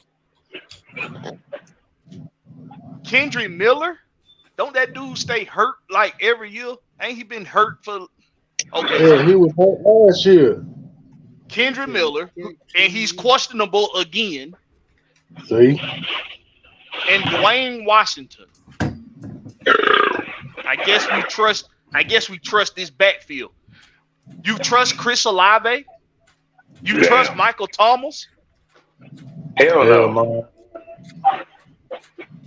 You trust Rashid Shaheed? He probably need to be in the WWE, not the NFL. I do like Jawan Johnson. He just on the wrong team. But outside of him at tight end, Foster Moreau. Who? Jesse James. Jesse James. Ain't he dead? Governor? Damn, you talking about the Jesse James tight end that used to play for Pittsburgh? He's about 75 years old, yes. Yeah. I thought he had retired or something already. You know, I know you probably went over this, but this is a question that I just want to. And like I said, I put money on this. I put money on it. Nobody has given me a valid reason as to why you don't like Arthur Smith. We keep hearing the same recycled stuff about these two guys over and over again. Maybe they work at UPS. I don't know. You know what? It's 4 games. He only won 14 games. He didn't get to the playoffs. The offense it's the offense too old when that's a myth, and we literally praise Bill Belichick, the Titans, the Ravens, the 49ers for running the exact same offense that we run. So we know that's a myth. We know that's a lie. And then you look at Desmond Ridder. Well, you literally called Tom Brady the greatest of all time for being a 6th round pick.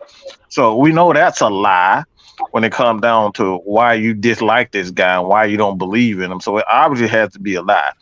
So again, what do you guys think? I know, like I said, I know we did this, but I really want to hammer it down as to why you guys think. No bullshit. No, look, we ain't putting no special sauce. We ain't putting the seasoning inside the jerk. We make this jerk hot as fuck, spicy as fuck, fucking burn your asshole, okay? Everybody with what that take. Everybody with a simple take as to why you think that they dislike Arthur, why they dislike Desmond Ritter, and why they do not believe in the Falcons. Because number one, we didn't draft Anthony Richardson. We wasn't in on AAU Jackson. Those were their picks from a creative perspective, from a draft perspective. Period, point blank. Yeah, and all that and above, and he's not the media darling. He's not a media darling. So that's another reason, because he doesn't give a shit about the media. He's going to tell you what you need to hear and what he needs to say. He's not going to give you anything. He's an extension of his coach. Exactly. So y'all want me to tell you why? You want me to tell you how? Want me to tell you how he's not in? Yes, sir. Yes, sir. Please do. So this is why Desmond Ritter is no good. He beige. That's one. Mm-hmm. I mean, his mama white. Not John B. I mean, his mama white. His mama white. White. How white? How white is he? So that's one. He's beige. Two. Like K Styles pointed out earlier, he ain't gonna run for them like they want it. He ain't gonna run. He ain't gonna shut up and run like they want him to. That's two. That's why he's not a field black guy. He's not from the field. Mm-hmm. He's in the house. They don't have to run. He's in the house. Ooh. He's serving trays. He ain't serving hate. He's serving trays. He a house nigga. Let's see. He played for Cincinnati. They don't know who Cincinnati is because Cincinnati hadn't been on the map since Desmond Ritter got there. So because they don't know nothing about Cincinnati, and he was hit in the 3rd round, he ain't no good. And they also say, and this is why he also ain't shit. This the biggest reason why Desmond Ritter just ain't shit. Because he reminds you of Matt Ryan. Damn that Matt Ryan. Damn you, Matt Ryan. Well, now, you'd have thought Matt Ryan was the spawn of Satan the way they talk of him. You thought. Well, I tell you what, if he come out in week 1 and his first pass is a 75-yard strike for a touchdown, they're gonna have somebody like Matt 66-yard strike for a touchdown. I'm telling you now, you might want to pick up the hotline because boy, some folks gonna be on suicide watch. I'm glad you said that, Sam. Sam, I'm so glad you said that because I had a thought earlier. Well, y'all remember his first play? His very first regular season play. That motherfucker went deep. He went deep. He went deep. Down the sideline. He didn't care. He didn't care that the receiver went open. He didn't care the receiver went open. He just said, you know what? I'm finna sling this thing and see if my receiver can make a play.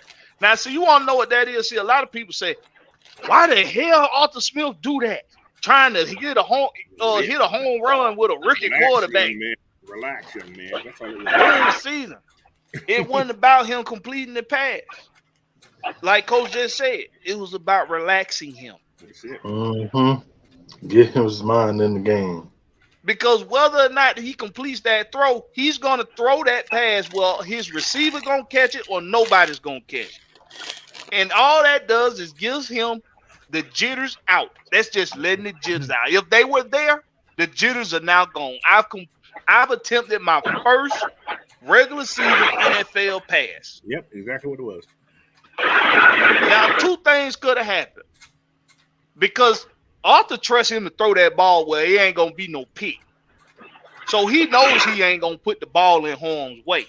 So only two things could happen. Either the receiver make a play and catch it, or it's an incomplete pass. Either way, we got the jitters out. That's what it was about. But you motherfuckers, Desmond Ritter can't. He ain't worth a damn. You see that damn pass he tried to complete on his first throw? What the hell wrong with Arthur Smith calling some bullshit like that? I was all for it. I said the first play, go deep. Myself and a couple other folks on here, we said it before he started that game. The first play, Throw the damn ball. deep. Throw the ball. You Yeah. ain't got nothing to lose. Hey, can I say Okay, something right we quick? playing with house money. Can I say something right quick? Go ahead. I got some more numbers based on this trust factor. I got some more numbers. Uh-oh. As we call quarterback one Crash Bandicoot. Yo, how many pass attempts do you think Marcus Mariota threw last year? A A lot. Okay, so he's attempted 300 passes last year in 13 games. In 13 games. So Wow. So that's on average of 23 attempts per game. Okay. Okay. Desmond Ritter threw the ball in 4 games 117 times. Which adds up to almost 30 pass attempts per game. I would call that trust, wouldn't you, K-Styles? That's a whole lot of trust to me. Sound like a lot of trust to me, bro. Can I point out something on that fact too? Go ahead. In them 4 games about that young man. What's up? If you notice, whenever there was an incomplete pass, or or just something that didn't go right. When you look, if you go back and look, what did you see Desmond Ritter doing? Going to console the receiver. He talking to his line. Talking to everybody. He talking to the guy that was supposed to be catching the pass. If something went wrong with the whole unit, he right there. Hey man, come on, we get next time. Let's go. He already on to the next play.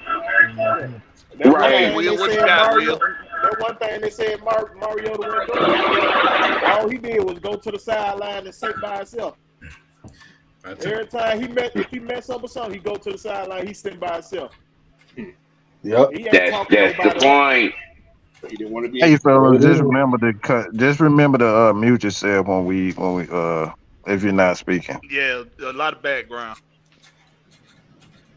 Go ahead, Will. Finish. You finish. No, I was saying, yeah, that's what they now realizing though, man. He came in and been a leader when he first stepped in, bro.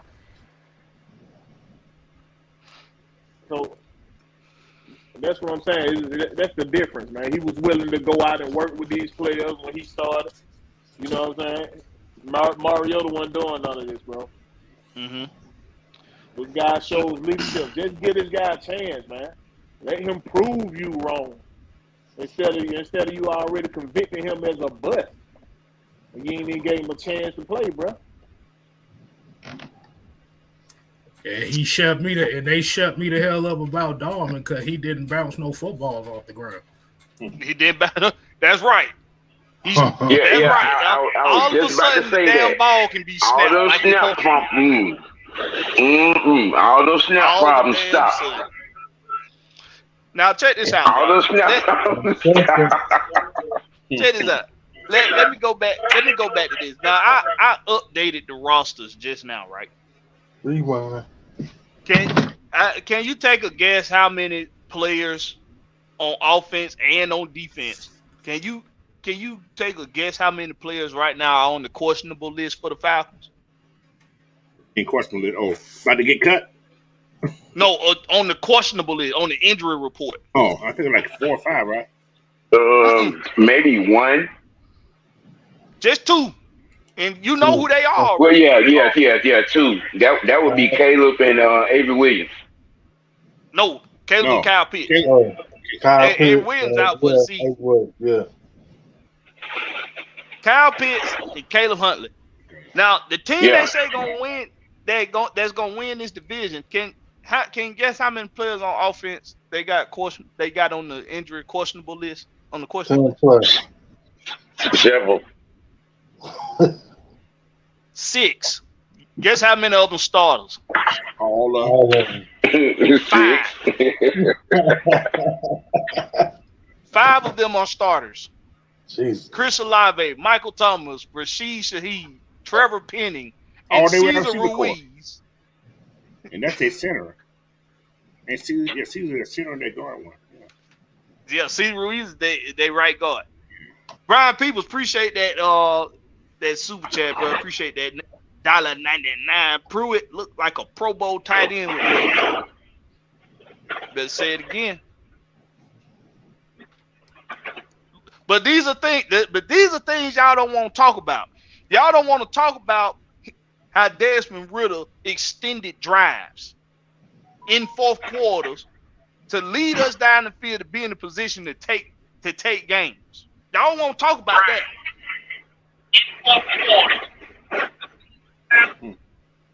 Y'all don't want to talk about that. Y'all don't want to talk about how Desmond Ridder is undefeated at home, including in the NFL. Mm-hmm. Y'all want to talk about that. Undefeated at home in college. And in college. You know what I'm saying? Undefeated at home in college. How many?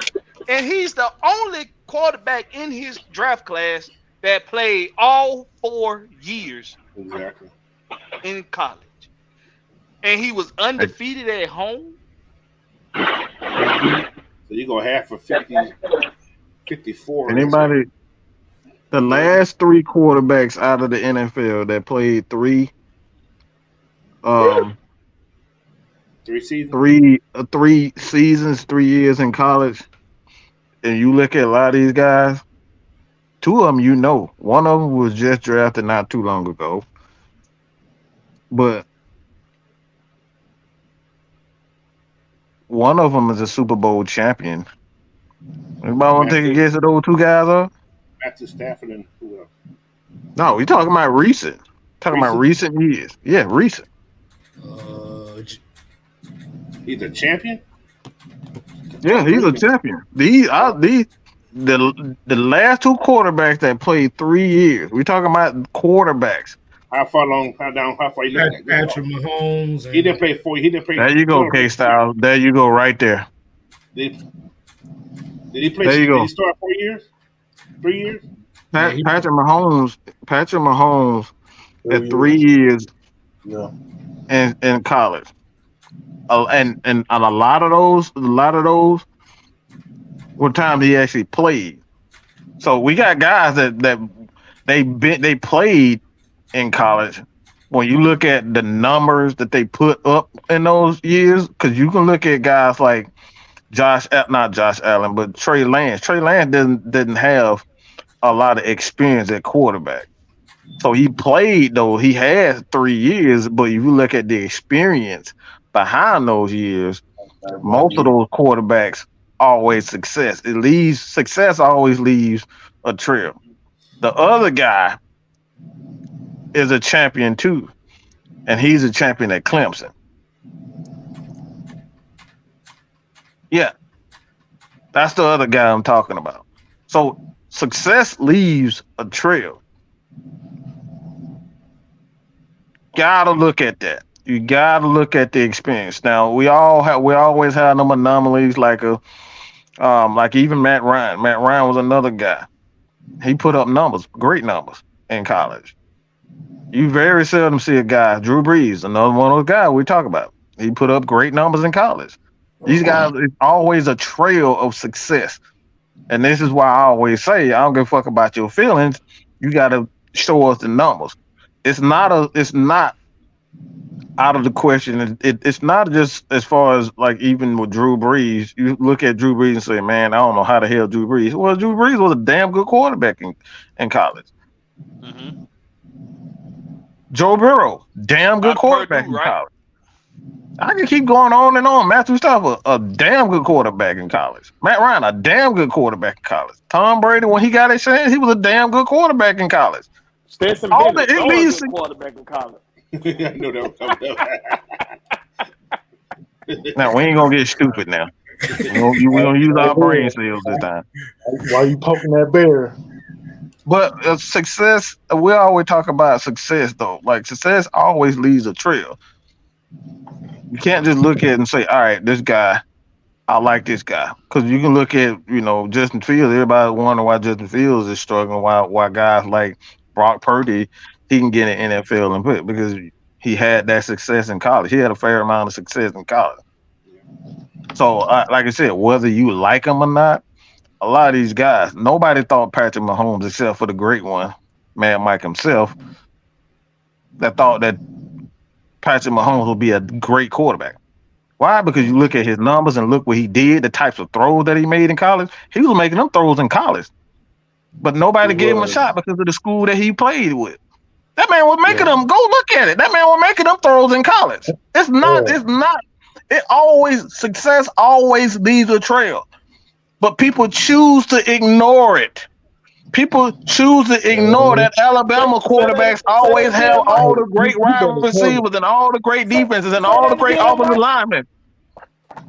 Mahomes had to play a hero every single game. He had to play hero, so this fun for him. This is fun for him when he had to play hero. That's how it's fun for him. He didn't have a defense he had to count on, Big Ant. None. Man. Look, I watched just about every game of his career.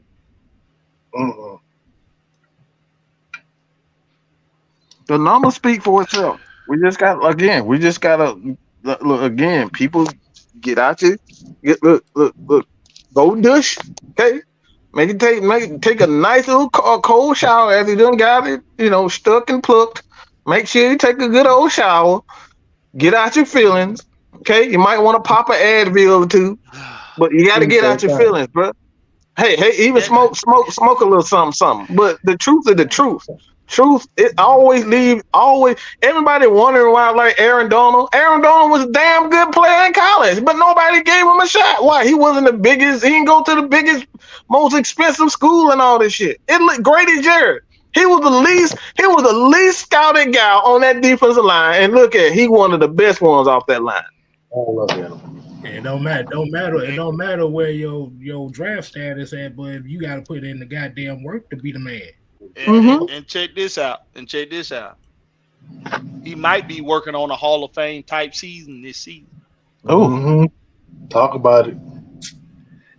And then when I look at that, and then like he already was gonna be in the Hall of Fame, he just gonna solidify this year. And then, like I said, when you're looking at the quarterbacks, and one thing that I always look at too is what type of receivers they had in college.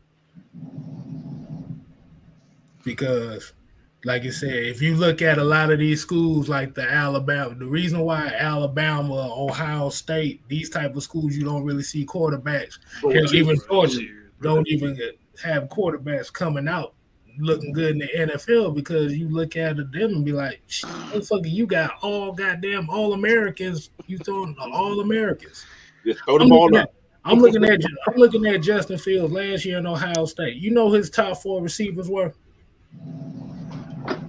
Speak on it, Chris. Speak on it. Chris Olave, bro. Chris Olave, first round pick. Garrett Wilson, first round pick. Jameson Williams, first round pick. Jackson Smith and Jumbo, first round pick. What are we talking? I mean, what if we talking? What's going on? Why do we have to spoon feed y'all motherfuckers this shit like it's baby food? Look, some folks just don't like to read. Look at this shit. Look at this shit right here. So you're telling me that the Carolina Panthers were the first year midget for a damn quarterback, first year head coach.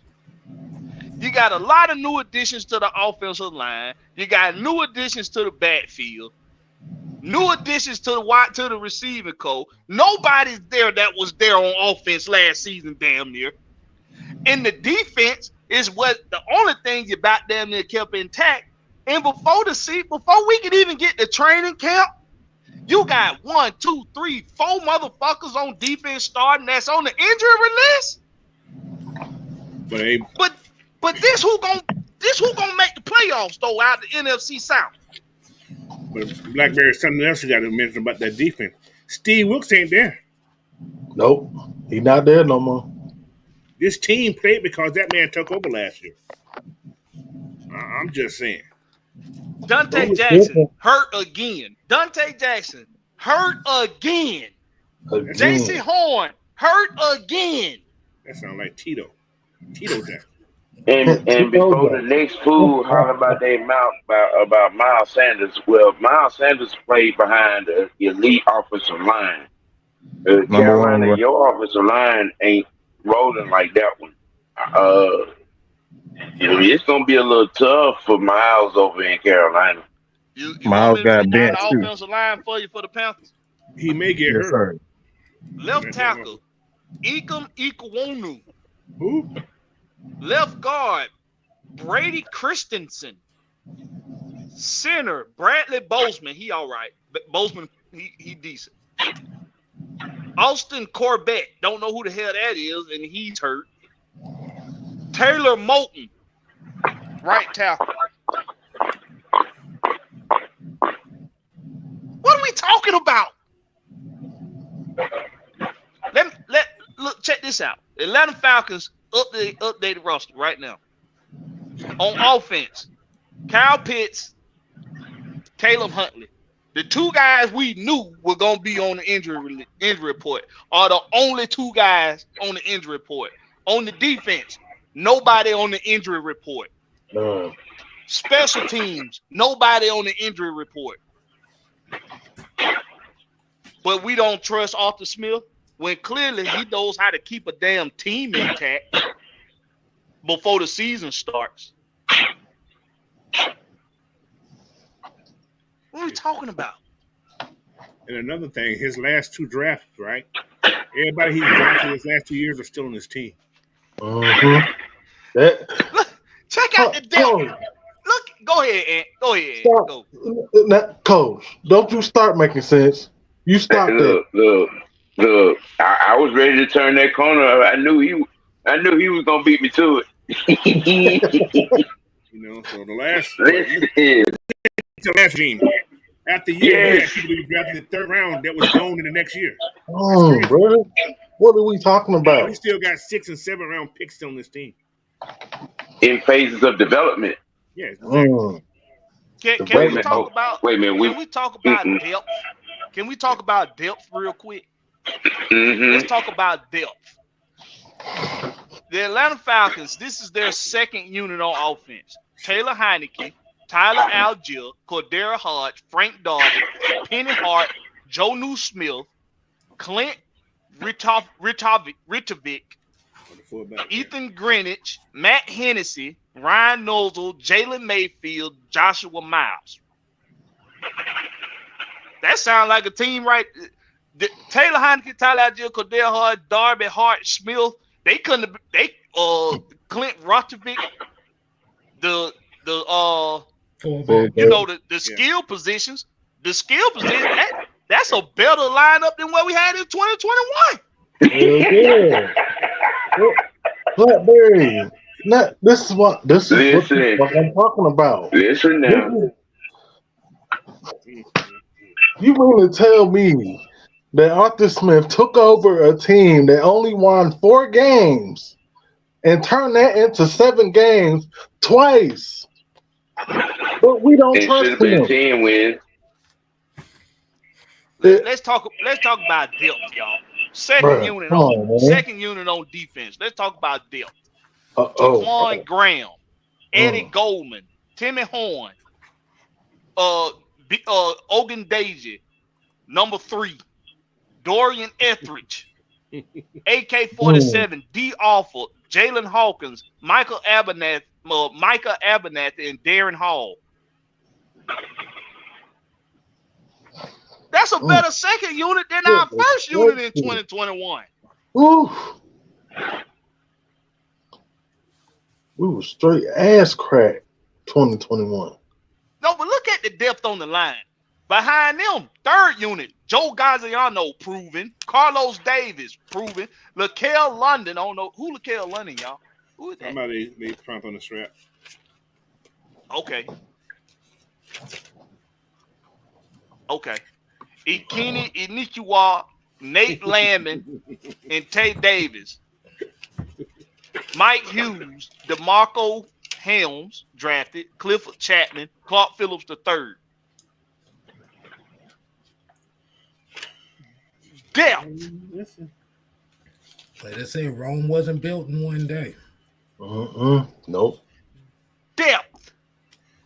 And just to go in more detail on what you're talking about here, from that 2020 class, that 2020 group that they had here when they took over, there's only 10 players from that 2020 team that was on this team in 21, right?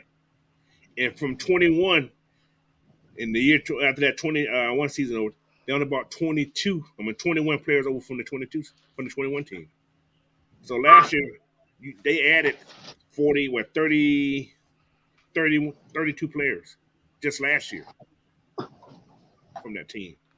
So I haven't did the numbers for the 23 because it ain't up there yet. But yeah, man, yeah. Like I said, like K-Sal said earlier, to me, this is almost the first real season for this man because he has his pieces that he's brought in place. So what happened this year, it's important, but it's not that decision. To me, this is me, my only personal opinion. This season here shouldn't dictate hiring or firing. So, yeah. So here's my question. That goes about this whole hot seat thing. So, so does that mean that should every coach really just be on a 1 year deal? Sound like that's what that means. That's what it sounds like. But I think Arthur Smith signed a 4-year deal. I think he signed a the way these folks act is if you don't make the playoffs the first year, you need to get fired. So that's why I said they need the reason that this year, right? I don't think Mr. Blank want to pay no money just for not coaching it. See what I'm saying? So he would have to pay if he was to get dismissed after this season. He has another year to pay this man. I don't think Mr. Blank want to do that. So.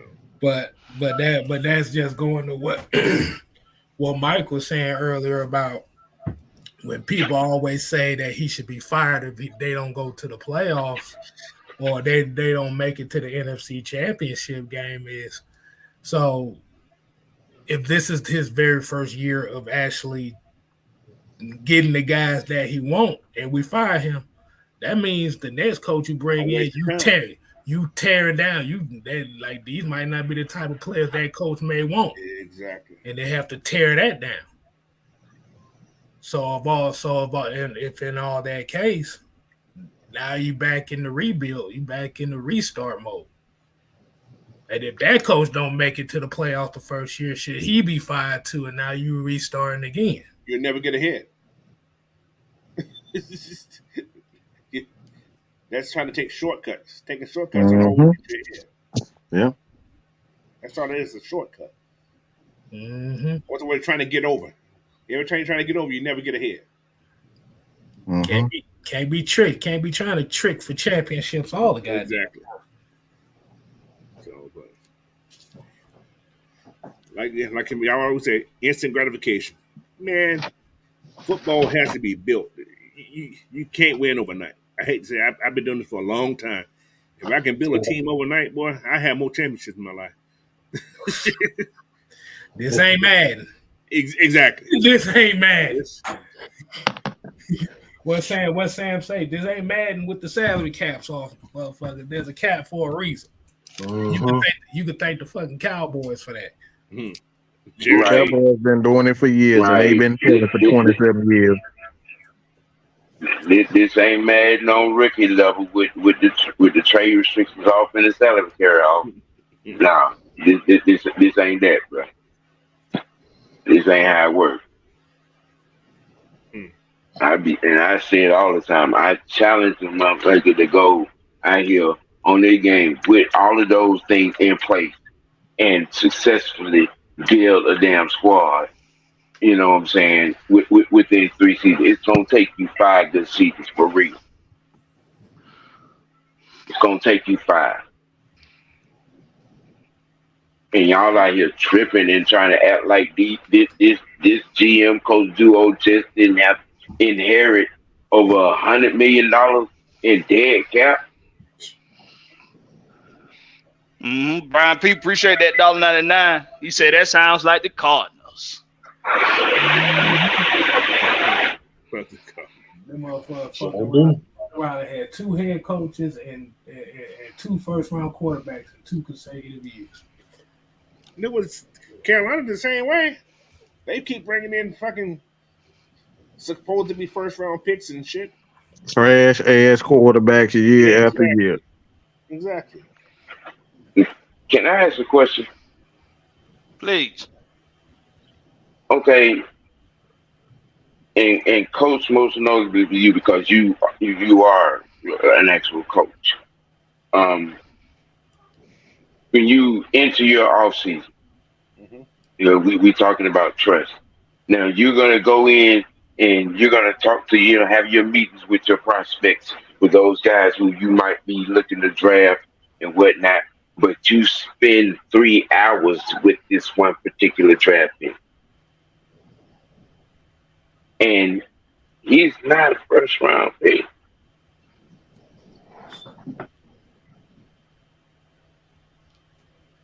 See, that's just like saying a kid going into college being a 5-star means he's an automatic NFL prospect. And they suck.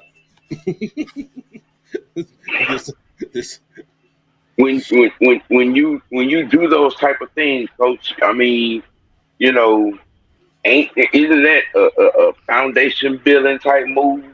Yeah, you getting to know isn't that? Yeah. This man had a whole 3-hour conversation with this kid. And also, they've been saying the question is, why wouldn't you trust that?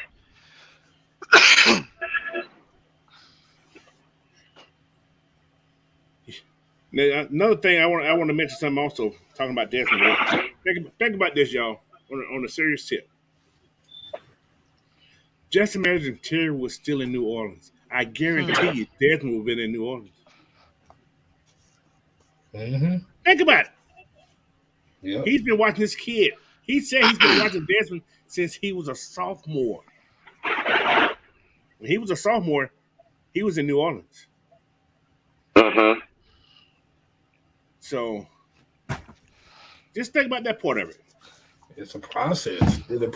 Well, see, they forget Terry. When he first come into anything NFL, he was a scout. He was a scout, exactly. He's been watching. Can y'all tell me how a process works? Let me get my pen here. Get my utensil for writing. Can somebody tell me how process works? Okay, so let's say you cooking. I know a lot of us on here like to cook because we talk about it from time to time. Let's say when you're cooking, you're preparing a meal. There's a process. So let's see what I want. I want some braised lamb and mashed potatoes and asparagus tonight. First of all, some biscuits. Well, first of all, you want homemade biscuits, you want canned biscuits. Homemade. I want it homemade. Well, look, first of all, you gotta take your ass to the grocery store and get the ingredients first. Okay, number one, go to the grocery store. Grocery store. All You right. gotta marinate that meat. That lamb got to be marinated for some minutes. Gotta marinate that meat. Okay. Mm-hmm. Gotta prep. You gotta prep the vegetables. Gotta Prep. Okay. Prep the veggies. Okay. Mm-hmm. Shit, I didn't know how many people who gonna be in there because I want. Never mind. Know the seating. Know your seating. Well, we actually skipped a step because after we go grocery shopping, we gotta make sure we can afford the motherfucker.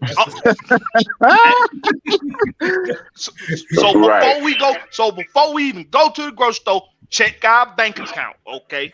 No, let's end that. We cooking for the house. We ain't cooking for nobody else, so you know what you got in the house. Like I said, you gotta make sure you can afford that motherfucker first. All right. So far, I got make sure you can afford to cook. 2, go to the grocery store. 3, marinate your meat. 4, prep veggies. 5, know your seating. Okay. Mm-hmm. Now what? You have to make time. How long it take to cook those lamb? I don't know how to cook lamb, so I ain't gonna ask that. Depending on how you cooking it. You can slow cook it in the pot roast. You can pot roast cook that thing. You can put it in the oven. You can throw them on the grill, depending on how you want to prepare.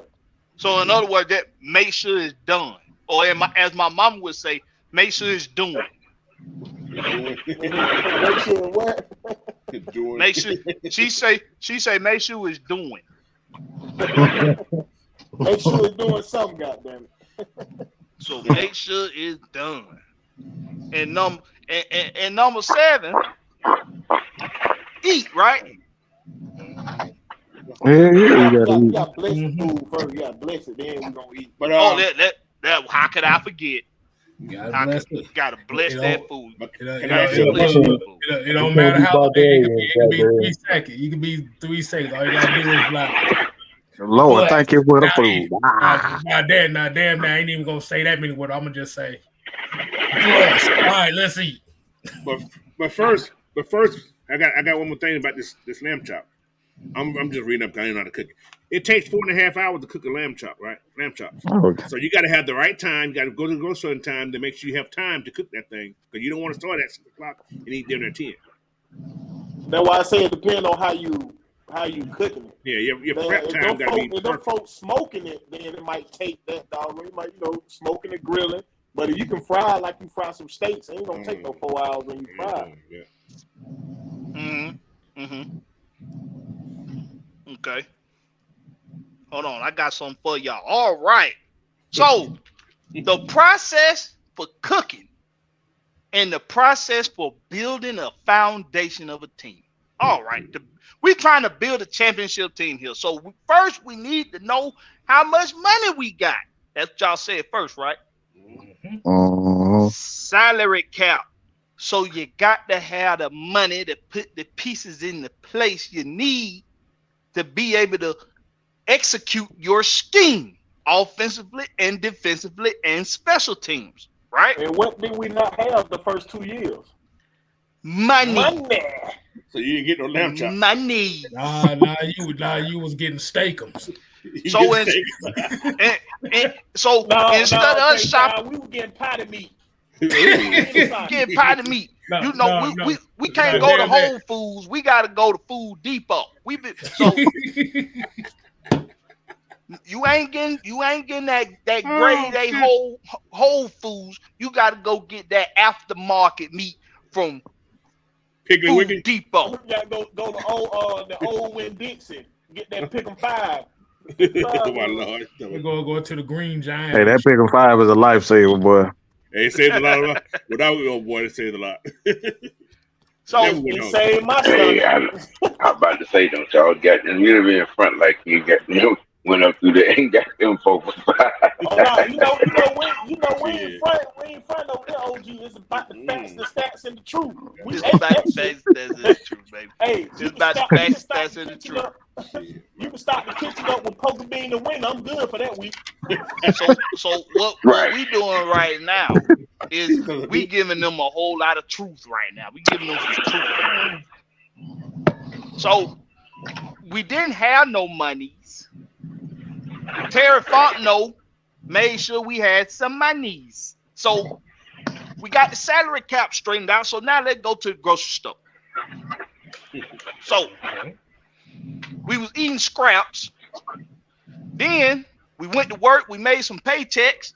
Now we can finally go to Whole Foods. We ain't got to go to Food Depot. So what we do, we go get Elijah Campbell, Caden Ellis, Jesse Bates. That We bring organic meat. Eddie Goldman back. David Onyemata. We draft Bijan Robinson, a top 10 pick, costs money, y'all. And caught most of them at a deal. Don't forget that. He had coupons. We had some coupons. Yeah, coupon. We also went to some bargaining shops, went to some went and did some bargaining, went and got guys like Jeff Okuda and Mike Hughes, and, went and got those guys. Whoever got that phone in back, mute yourself, please. Thank you. Now that we've gone and gotten the groceries, and we went to Whole Foods, so we ain't had to go to Food Depot. Now we gonna get home. We gonna marinate that meat, right? Mm-hmm. That's equivalent to developing. We're gonna clean it. That goes without saying. That go without saying. I hope that go without saying. Exactly. We ain't gotta even say that part. We already know the deal on that. Right. I hope that goes without saying. So now that marinate our meat, so we developing talent with Tyler Algier, Troy Anderson, Drake London, Desmond Ritter, Kyle Pitts, Richie Grant, Chris Lindstrom, Caleb McGarry, AJ Terrell, Taquan Graham. That's a lot of guys that we drafted to this team that have developed into standout talent. Okay, so that sounds like the making a biscuit process. We took what we had in the cabinet and made some homemade biscuits. Okay, I got you. There we go. And we prepped our veggies. See now, K-Style said prep your veggies. What's prepping your veggies? Well, that's development. Veggies is very important. It's player development, but it's also preparing for the future, right? Because the veggies gonna help you stay in shape, gonna help you stay healthy. So you gotta have contract friendly talent that's gonna not only make a difference later, but they can make a difference now. Come on, Black. You making too much damn Jason sense. Bates. You making too much damn sense, bro. You better talk. Desmond Ritter, 3rd round draft pick quarterback. Joe New Smith. Guys that took money for less and guys that ain't gonna cost that damn much. Kyle Pitts, tight end, not wide receiver. Contract time come up, he's affordable. Then we say know your seeding. Well, we in the NFC South where we know the rest of the teams in the NFC South are hot garbage. Because they did a poor job. They did a poor job going to the grocery store and getting talent, because the Carolina Panthers, they got a quarterback carousel going around. Tampa Bay in Money Hill. The Saints in Money Hill. Carolina had money but didn't know what to do with it. I mean, we know our seating. We know we gonna be able to go above and beyond. Now let's say make sure it's done. Now see, this where we at right now. This where the fuck we at right now. Mad Mike, can I ask you a question, Mike? Are you there? Sir. Yes, sir. I'm here. Now, now that this meal is almost doing, as my mother would say, how do you make sure that motherfucker done? How do you make sure it's done? It's ready to come off the grill. It's ready to go on the plate. How do you make sure of that? Check the temperature. I don't think you asking me the right question. Cause I'm gonna swallow that shit. I'm gonna taste it. I'm gonna slobber it. I'm gonna poke it. I'm gonna rub it down. I'm gonna do all that. First you gonna cut, you gonna slice that bitch. Look, I'm just saying. look, Manscaped. You can't be asking Mike those type of questions, Blackberry. Yeah. You got to be careful asking me that type of question. Manscaped. I'm gonna rub it down. I'm gonna make sure it's nice and tender. They wasn't ready to rap Manscaped. Are you talking about a piece of meat? I'm just saying all of it. Shit. I gotta make sure all of it's good. All of it's good. I gotta make sure it's all good. But seriously though, how do you make sure the product that you have been preparing is complete? I mean, you got to give it time. You just got to give it time to simmer, man. You just got to give it the proper time. In all seriousness, you can't just throw it in there and just say 2 minutes is done. You just got to give it time. Hold on, Mike. Hold on. You're not gonna slide past that. No, repeat that shit again. Cause I don't think hey, man, you just got to give it. Say it again, Mike. How do you make sure that motherfucker is done? See, I had another thought in my head. I'm gonna just leave that one alone. See, I'm gonna go to the side, the left, the right side, down in the groove. Straight down memory lane. Straight down. That's why they ain't land. Tell them what they want, Bob.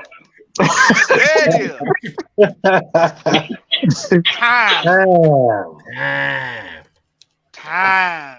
You gotta give it time, though. You gotta stay in that thing, man. These people, and Coach, I know you can appreciate this because you was there with it when the lights of the steel curtain, them Raider teams of the 70s and late 80s. You know what I'm saying? With Chuck Nolan them was doing it. It's like exactly how Hey, hold on. I gotta be rude real quick. Just shout out to Uncle Steve in the chat, man. Uncle Steve is in the chat, so shout out to him, man. Shout out to you, Uncle Steve-O. Uncle Steve. Uncle Steve. What you do? I see him talking about them ramen noodles. Yeah. It's a process for them too. It's a process for them too. Exactly. You better not bring me back no damn sticky noodles. You better not. Sticky noodles. Hey, I gotta make my warm noodles. I gotta fix mine up properly. So hey, I can't.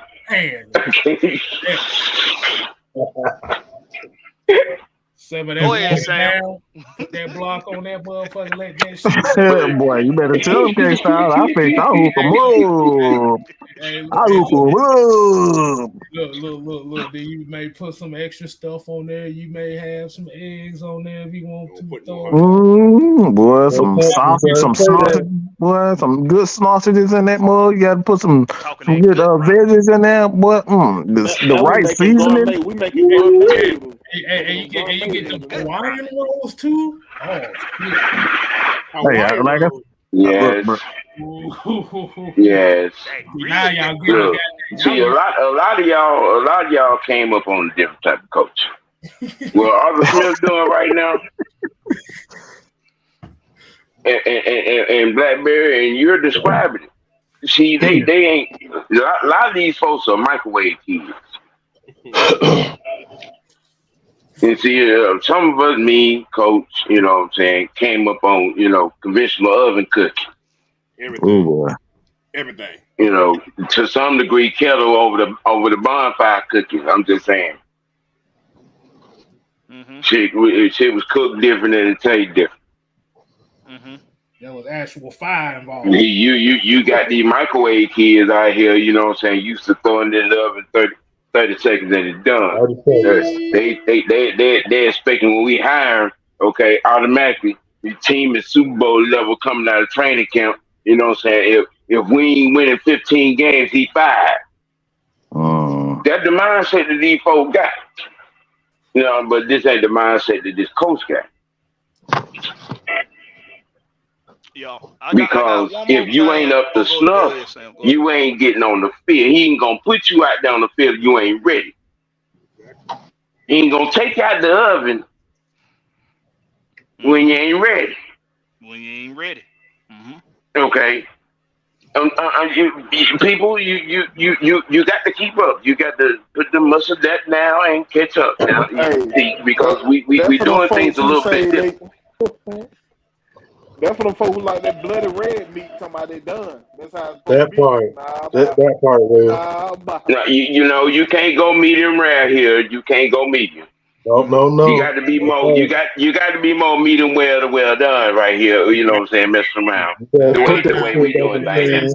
See, I don't need my steaks with period blood in them. No, I'm good. Oh my god! Oh my god!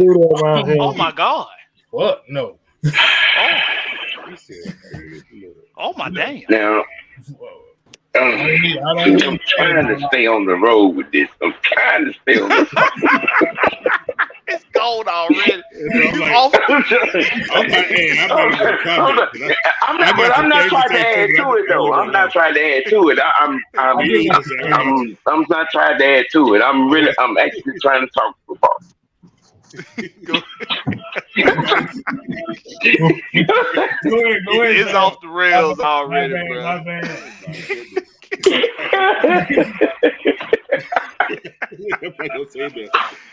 Got the pure blood in the meat.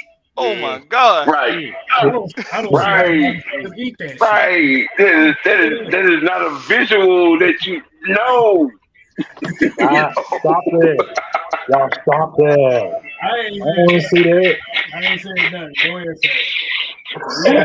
Go ahead. Y'all ain't shit, man. I swear.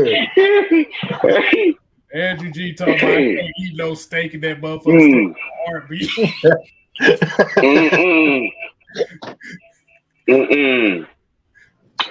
No. See what they fail to realize though, when they feel like when a nigga say well done, we want it burnt. No, motherfucker. I want it to be well done in the inside. That means flip the fucking meat. Not have that bitch just sitting there getting burnt. Until you know what I'm saying? Flip the meat, bro. Say you don't want to turn a steak into a damn cup coaster. No, because you go to some of these steakhouses and you say well done, your shit come out burnt. Never say well done. Always go medium well. Never go well. No, I'm not finna eat nothing pink, coach. I'm sorry. Hell no, coach. I ain't finna have my booty hole full of worms and shit. That you got that free. Medium well is not medium that motherfucker trying to get everybody pink worms and shit, coach. Medium well is the best. Is the best way. Man, coach trying to give everybody. It really depends on who's cooking because everybody's you know what I'm saying, scale is not the same when it comes to that as far as the cooks are concerned. I'm just saying. That shit can't be pink. I ain't eating no goddamn pink food. Y'all gotta. The best way to cook a steak is medium well. Nah, hell nah. I eat some pink pussy, but I ain't no pink meat, goddamn. We ain't letting Blackberry get on the grill. I want that medium well, goddamn. Hell no. Medium well, bro. That's the best way. That's the best way to eat a steak. You don't want a brown steak. You seen the video? You seen the video? White boy have to go to the doctor and get all the worms took up by their stomach. I ain't had no worms in 56 years.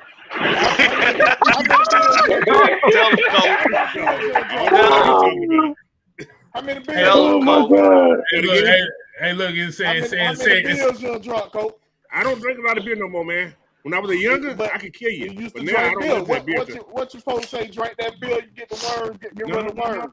No. Yeah, you know what? I just started eating steak until I got married. Damn. Oh, He boy. said, I didn't steak like that. I didn't even like beef at one time. I used to hate hamburgers. "Hey, look, he said, here, you don't want it cooked enough to where it looks like a goddamn bicycle tire." Now you don't want a great Exactly. steak, man. That great steak, you just cooked all your juices out. All right. Yeah. That's when they had that thing. Let's get back on track. Let's get back on track. Y'all make me hungry now. Yes. Let's get back on track. So look, I got one more thing I want to do before we start closing this thing out. So for all y'all Madden players, and I play Madden, I love playing Madden. I'm gonna do something for y'all. So we were talking about process for building a championship caliber team, for building a foundation, a winning culture, as our front office has been trying to tell you all, building a winning culture in Atlanta. So for you Madden players out there, for all you that say that Arthur Smith is on the hot seat, he need to be fired if we don't win such and such game. Let me do something for y'all. So this is who he had. These are Madden ratings for receivers. Okay, so this is who we throwing the ball to.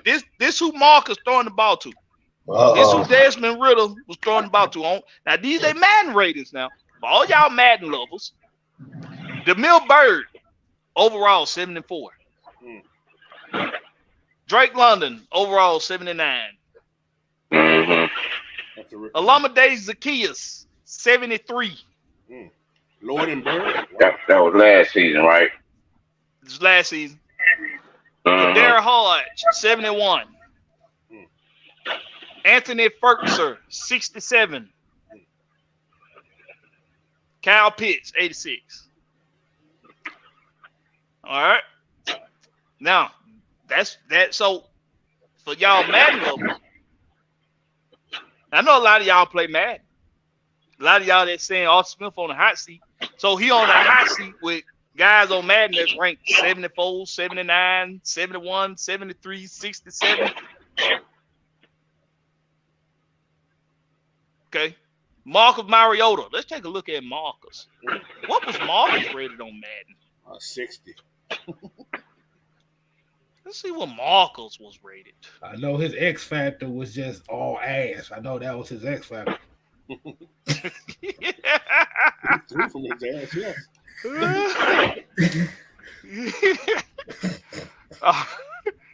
So Marcus, he was rated a 70. Damn, for a quarterback? 70. Desmond Ritter a 69 on Madden, but that was last year. So, now I gave y'all their Madden ratings. Now check this out. Those guys on that offense were able to do this under Arthur Smith. Oh, I got it right here. Y'all just wait a minute. Here it is. Total points. They were 15th in the league. Points a game. They were 15th in the league.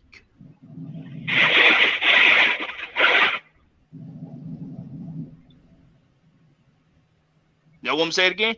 Total points. 15th in the league.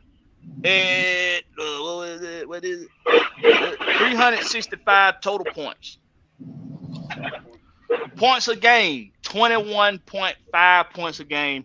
That was good to be 15th in the league. But the Skanks team that they say is going to win the division this season with brand new quarterback, rookie quarterback, brand new offensive line, brand new backfield, brand new receiving group. The Panthers, I mean.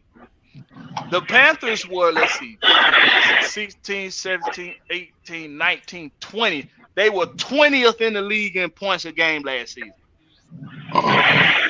You didn't say. The Skanks team that they say is going to win our division, they were 21, 22. They were 22nd in the league in points a game. They scored a lot.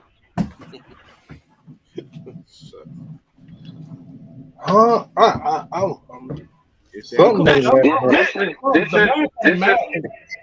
mathing right now. Something ain't adding up.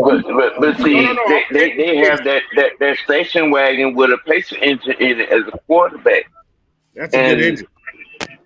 That's a Pinto engine. Right. It is.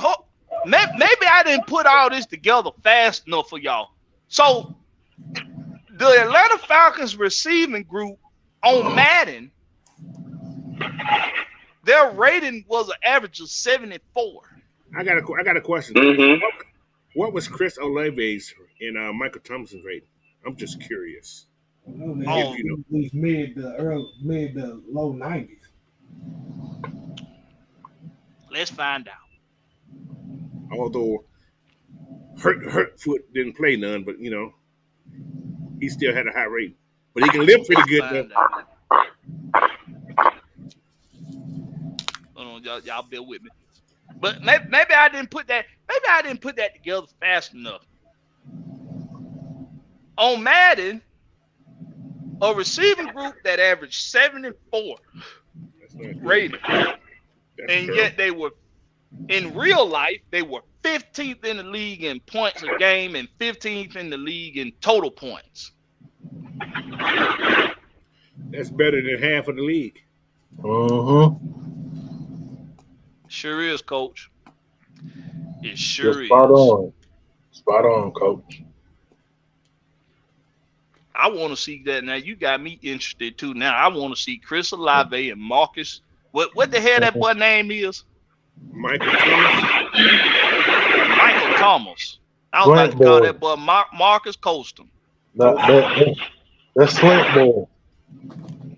Yep, that's his real name. Let's see. The Skanks. What the Skanks at on here? Where y'all at? You smell it? Sorry, I thought you said I motherfuckers. You can't help but smell they stinking asses. Smell like a damn swamp. Damn Skanks, what the hell y'all at? They ain't have too many high-rated players though, surprisingly. Oh, here they go. Marshall and Lattimore is a 91 on there. What the fuck? Because he like to reach out and touch somebody every time. Yeah. Mix the snatch and grab. Touch somebody's body. Let's see.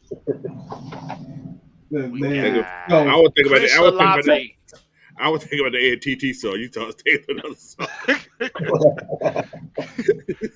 Chris Olave, 84. 84.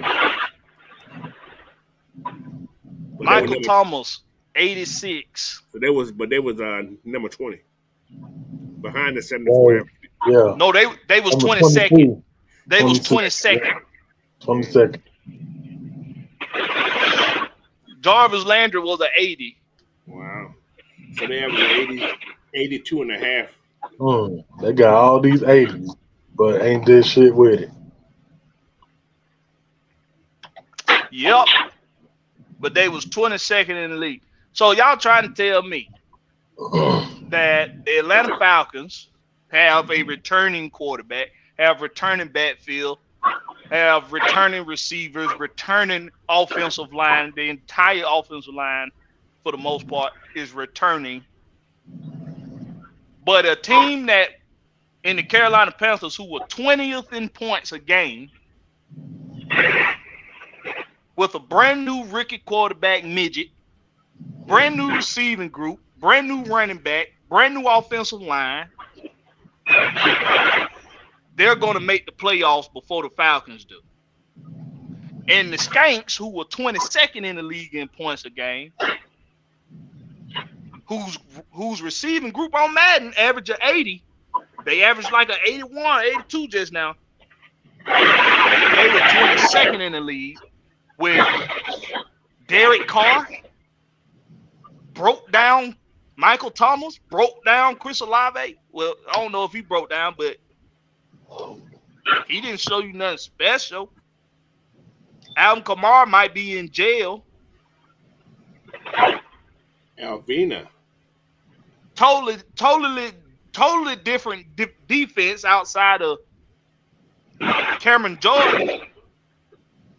Outside of the That's coach who, also. Shit.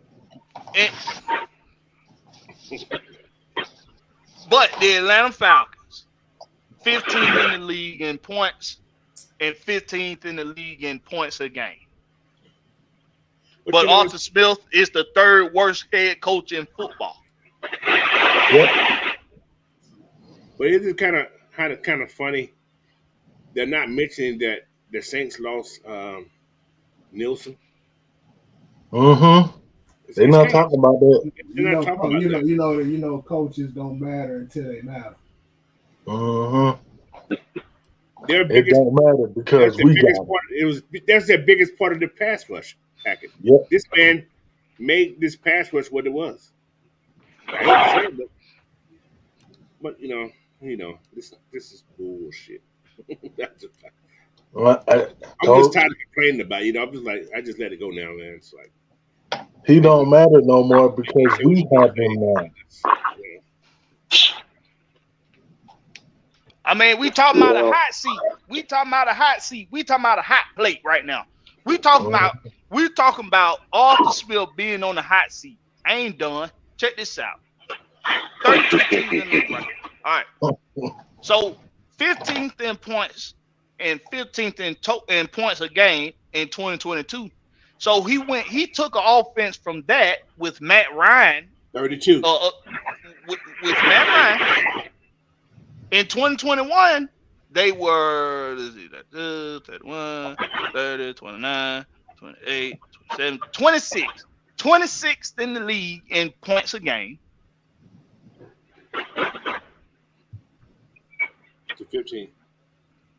To 15. Oh, Blackberry, I got a question for you. What was our running attack that year? Terrible.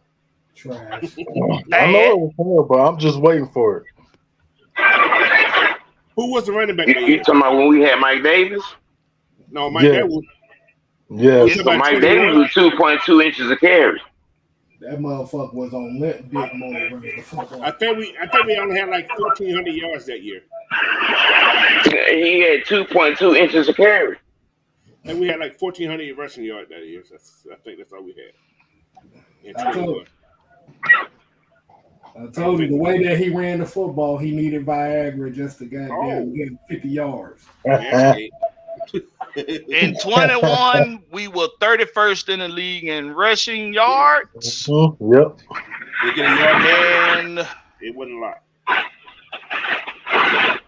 Rushing yards a game, we were 31st. Yeah. Uh-huh. Like I said, I think the year we had like 1,400 yards, I think, guys. We didn't have a lot of yards. So we couldn't run the ball. We could barely pass the ball. We had 1,451 total rushing yards. That's what I thought. Like 14 something, yeah. Averaged 85 a game. Yeah, the first year, came in. Yeah, man, it was terrible. Listen, if y'all wasn't paying attention just now, I mean, listen. You choose to close your ears when you hear the facts. You choose to close your ears. So if you didn't hear what I said, listen, it is what it is. Look, we went from being 26th in the league in Arthur Smith's first season as head coach in points total and points a game to 15th in the league in 2022 in points total and points a game. But he's on a hot seat. Went from being 31st in rushing to second in rushing. Second out. Did you say second? Second. Not second, but number Not, two. not two twos, just 1 2. 1 2. 1 2. From 31st. So From 29 31st. spots. So 29 spots. How can you do that if you're not a good coach? I don't know. Blame it on Matt Ryan. It was Matt Ryan's fault. Oh, it was Matt Ryan's fault? Okay. Mhm. Matt Ryan I did mean, listen, man, y'all got to make this make sense. When you talk about hot seats, when you talk about people's job being on the line, when you talk about taking food off people's table, you got to make it make sense. It got to make sense. Anyway, we're going to start closing this thing on out. Be more careful. Oh, Coach Unchained. Yes, sir. Coaches. Hey, Give man. me your finals, man. Give me your finals. Anyway, hey, man. We just got, like I said, I always say this, man. Patience. Let this team develop to what we know it can be. Trust in Desmond. Trust in Arthur. If you're a fan, trust in this team. If you're a true fan, trust in your team. That's all, you're not a real fan if you ain't trusting this team, man. I hate to say it. But that's all I got, man. Anyway, man, you can find me on YouTube, man, Coach Unchained. Twitter, Instagram, same thing, Coach Unchained. Email me, Coach Unchained Hotmail, and Coach at Chain at Yahoo, man. So that's me. But people, get over yourself. Shit. There we go, right there. I'm good. 6-man K-Style. This stuff just. Hey, man, like you already said, man, Blackberry, appreciate you letting us home, man. No home team family. You know you're welcome always. Always. Like you said, man, 6-man K-Styles on all platforms. If you don't hear from me, don't worry. I get to it eventually. But It's by design. It's not a mistake. Right. But for real though, at the end of the day, like you said, whether you trust what this team does or don't, I'm about done trying to convince people. If you just don't, if you choose not to, that's just at your discretion. Mm-hmm. Like I said, I'm just going to enjoy the process. That's all you can do. Because like you said, this is the same process we've seen for the Braves. This is the same process that y'all have seen for the Bulldogs. And there's a process as a Tech fan we may not see for a good little while, but like I said, I just want to get a little piece to see what it looked like. But like I said, if you enjoy the game and you enjoy the process building of trying to see this team get to where it need to get, this is a good time to be a fan. If you ain't got the patience for it, hey man, see ya. Hey, it's your fault, and I ain't worried about you. That's all I gotta say. Hit the dog. They'll change their mind after week 2. Yeah, they'll change their mind about it. How about the OG, triple OG, Big Sam? Get it to him. I just want to say to all those that may have been offended or felt bewildered or attacked in the conundrum of this particular area that we live in, you can blame it on Mad Mike Sports. He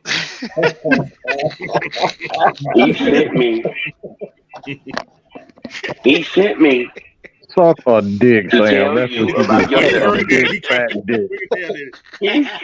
He sent me to tell you about yourself. So, when you're placing your lawsuits of defamation of insidious ball carrying, You ain't blaming shit on me. Fuck you, Sam. Asshole. Yeah, I was like, whoa. Damn, I always starting shit. And he be the main one starting shit and blame it on me. And I said that to say this. The conglomerate, ladies and gentlemen, is real. There's levels to this shit. Now, I have been very corporate as of late. Just, trying to, look into my inner corporate side of things.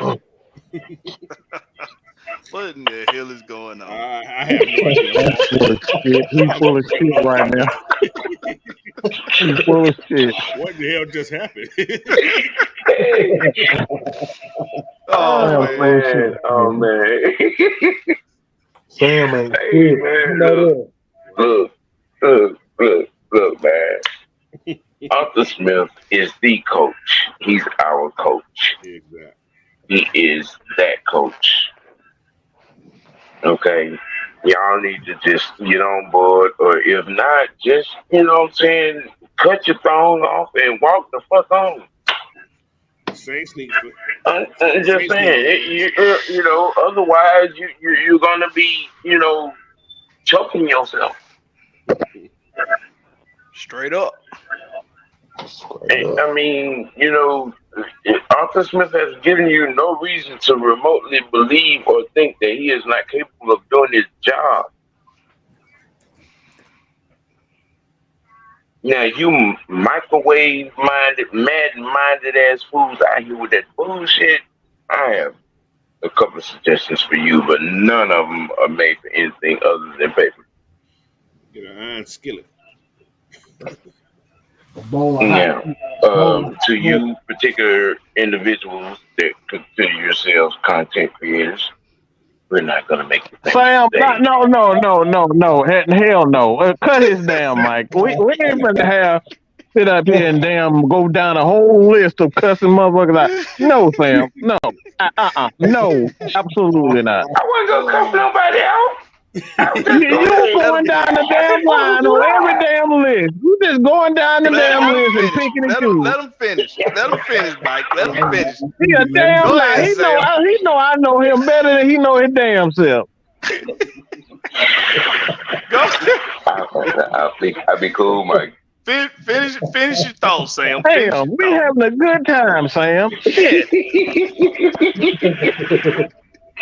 Hey, man, look at him, man. There's enough space out here for everybody to make some news.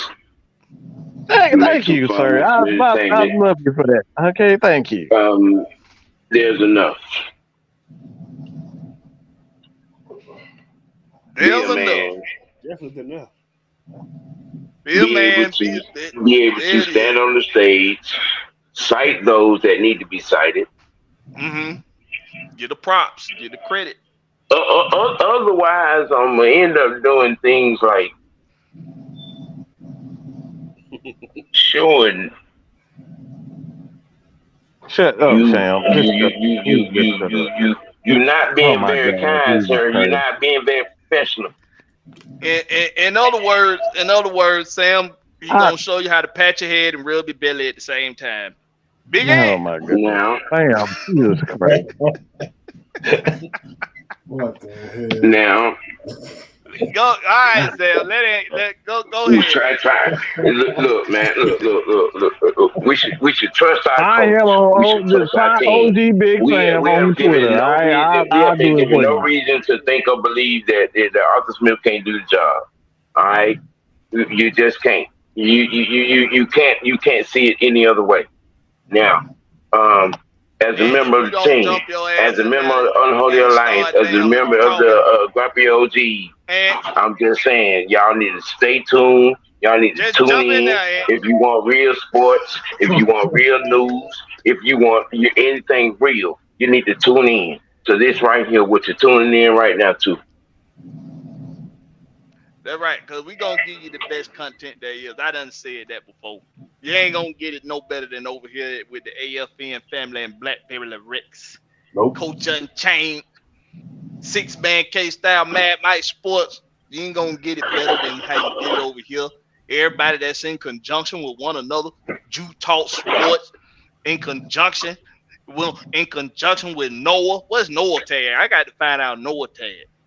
In conjunction with Georgia Sports Nation and Mikey. Listen, man. Wolf, Day 1, A1. Hey, man. You ain't gonna get no better content than here and the people we fuck with. If we fuck with you, you's a bad motherfucker. Get to him, man. Hey, if you don't want to support this team, if you don't want to support our head coach, and you heard what I said, our head coach, then there are 31 other teams that are taking. You can fill out for us. Suitors, they're taking suitors. Don't worry. Fuck you. You ain't got to stay here. You can go to Baltimore. You can go to Indianapolis, where your lover pick was at. You can go to Baltimore and support AAU Jackson. There are good places where you can go. If you got too much PTSD, then this is not the team for you. Mm-hmm. You can leave. Hell, LA got 2 teams. Go over there. Go on over there. Yeah, they share the same stadium. Yeah. You know what, man? You know what? And I'm and a lot of times I hate taking this road. I mean, but as a person that is, I've seen every coach from Lehman Bennett to now. I've seen every quarterback from June Jones to now. I've seen every moment from 1978 to now. And a real football fan can't tell you that I have said some of the stupid shit that has been uttered out of some of these Falcons fans' mouth over the last decade. Just, I mean, no. Yeah. Retarded as shit. And, I mean, you know what I'm saying? I want to be proud of my fan base, man.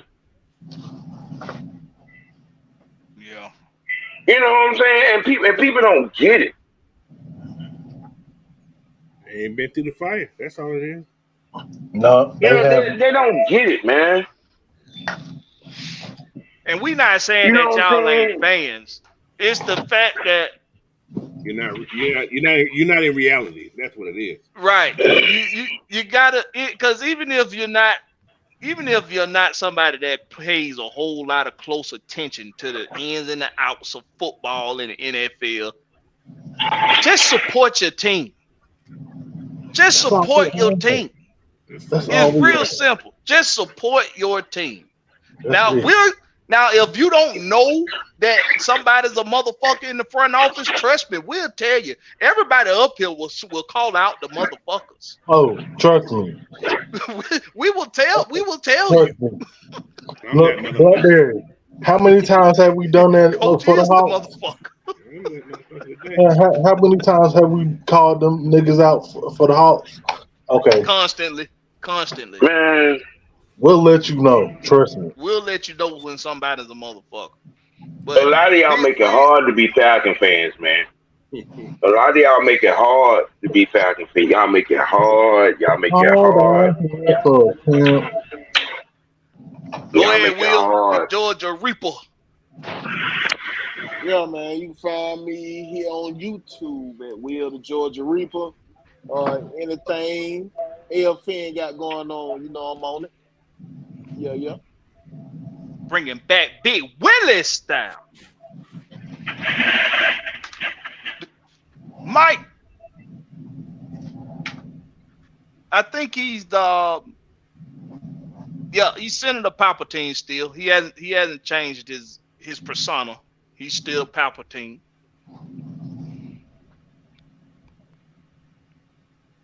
Get it to him, Mike. He's still over there using the Force. Yeah, he using the Force. He using the Force over there. I think you lost him. Is the Force within you, or have you released the Force? Which one?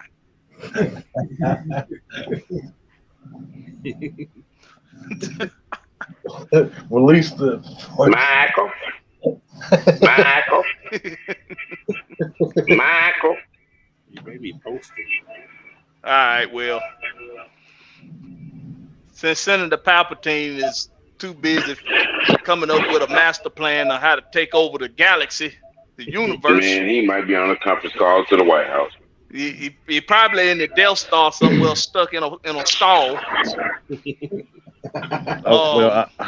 I'll say this. There he is. Let me say this real quick. Damn, that nigga came up for F. I'm not giving you motherfuckers no leeway. Fuck what K-Style talking about. I ain't giving you no. I'm not giving you no damn leeway. Fuck what K-Style saying. I ain't through with y'all asses. Y'all say some dumb shit, I'm gonna be on your ass from the damn sun up to sundown. I'm gonna be on your ass. I'm gonna cuss your ass the fuck out. You come out with some dumb shit. That's gonna be the year for that. And like I said, K-Style, he the cool Feng Shui type of guy. We the perfect balance, but fuck that. I'm in your ass, all right? I'm in your ass like I'm gonna be in goddamn what's her name? Miss Rhea Ripley and that forbidden coochie and Erykah Badu. Yeah, I'm gonna be in that ass. I'm gonna be in that ass. All right. No, nigga. I said forbidden. I ain't say crazy. I said forbidden. Okay, that's crazy. I ain't trying to do that, right? Nah. Wait, they leave Erykah Badu alone. Nah. Look, I want right. That's what I'm saying. Nah. Erykah Badu I said, look, forbidden. Up in the phone booth. I might go to the cuckoo house. But in a couple of months I'll be all right. I can take a tour at the cuckoo house. Okay, I done been one time, so it ain't gonna. You go take yourself. You going? You going? Look, I'm gonna have a if I gotta dress up like that '70s character and have a big ass flute like under, like I'm cool with that. I'm cool with that shit. I got to hit that shit. I got to hit that, and that's my dream. Okay, I can take that shit, but at the end of the day, I ain't gonna get. Hey, you damn right. Mike finna have some dreadlocks with half of them cut off. Look, you damn right. It'll be well worth it. Okay, it'll be well worth it. You're gonna be a Zen Buddhist, and he's gonna have some octopus boots on. So K-Style. In other words, he gonna look like Method Man from back in the day. Hey man, look. It'll be well worth it. That's one of my dreams, and it may not ever happen, but I can shoot my shot. Okay, so that's all I got to say about that, man. I ain't forgiving shit. Everybody ass is ready. Sam taking us through damn space. I don't know what the fuck he doing over there. Yo.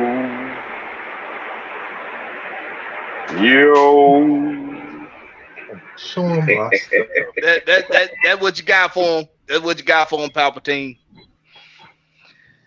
Hey man, that's all I got, man. Continue to support us, man. I know we about to hit 10K this year. Blackberry gonna be monetized this year. Big Sam, real soon. So, like I said, man, I appreciate everybody for continuously believing in us. When all them fuck motherfuckers didn't want to believe in us, and we, like I said, we do shit all the wrong way over here, but we see that the landscape is changing. We forced to change with the media. The media didn't want to change, and that's why they going after Stephen A. Smith. That's why they going after Shannon Sharp. Y'all see it. These crackers, and I said these crackers are going after all our black leaders in sports now. They do not want change. They do not want change. Let me say this again. They do not want change. They don't want us to be able to have a chance.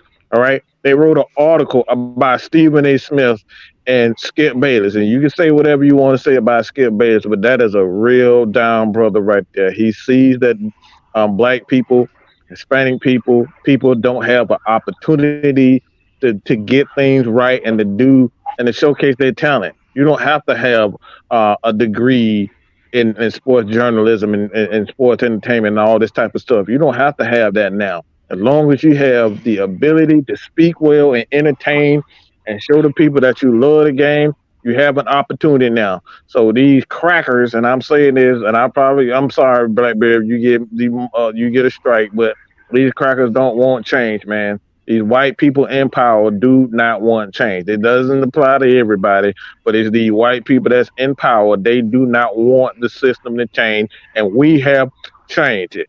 We got Asian American, we got Black American, we got Hispanic American, we got all types of people right now. They are forcing a fucking change, and it's about fucking time. That's all I got to say about that, man. I'm out of here. You ain't got to apologize for telling the fucking truth. I don't care about strikes and all that bullshit. I'm a real ass nigga. I go out here and get in a truck and make my goddamn money. You know what I'm saying? We ain't scared of you motherfuckers. I go out here and grind. I don't give a fuck about no damn strike. I ain't scared of motherfuckers. Strike me. Tell the goddamn truth. These goddamn white folks don't want us to have shit. Ain't never want us to have shit in this country. They don't want us to have nothing. They ain't want to have nothing. Everything about this country been built on keeping us down. Don't give a fuck. Nobody say it ain't no conspiracy. It's the fucking truth. Now that I got that out the way, we have something in the works here at the Blackberry Loretz camp. I'm in the process of building a website for HomeTeamFits.com. Pretty soon, you all will be able to go to HomeTeamFits.com and order yourself a home team apparel, shirt. We got coffee mugs, hoodies. All of that is coming. It is on the way. Okay. God told me to work in silent until things started kicking off, and things have kicked off very well. So I'm letting you all know to be expecting that. Pretty soon you'll have a link. I'll be posting it. I'll be pinning it to the shows. You'll be able to go to HomeTeamFits.com and get some of the best home team apparel that you can ever think of getting. For any city, for any state, for any team, anything you want, we gonna have it on HomeTeamFits.com. So that's what's in the works right now. Y'all know how we do it around here. It's the home team, nothing but the home team. But we know that other people have their own home teams, and they want to be able to support those home teams as well. So HomeTeamFits.com will be able to accommodate you with that. We got the Rex Pit every Thursday, 6:30 p.m. We appreciate y'all coming through and supporting loyally, faithfully, like you always do. Y'all know how we do it, man. Y'all know how we kick it around here. This the Rex Pit. You gonna get it gritty, nasty, and filthy. What's up, Ant? Y'all remember to go watch, go tune into Champagne Confessions. It started at 9 o'clock. It's already on. So all y'all got to do is go tune into it. Go show Maggie T and Key. Go show them some love over there at Champagne Confessions. They gonna talk. Yes. Listen, sometimes we got to step outside of this sports shit, talk about some everyday real life shit, and it helps that it helps to hear others talk about things that you might be going through, and listen to other people that's going through those same situations or have been through those situations and found a way out. Champagne Confessions will give you that outlet. I like watching it. I like engaging in the content. You will too.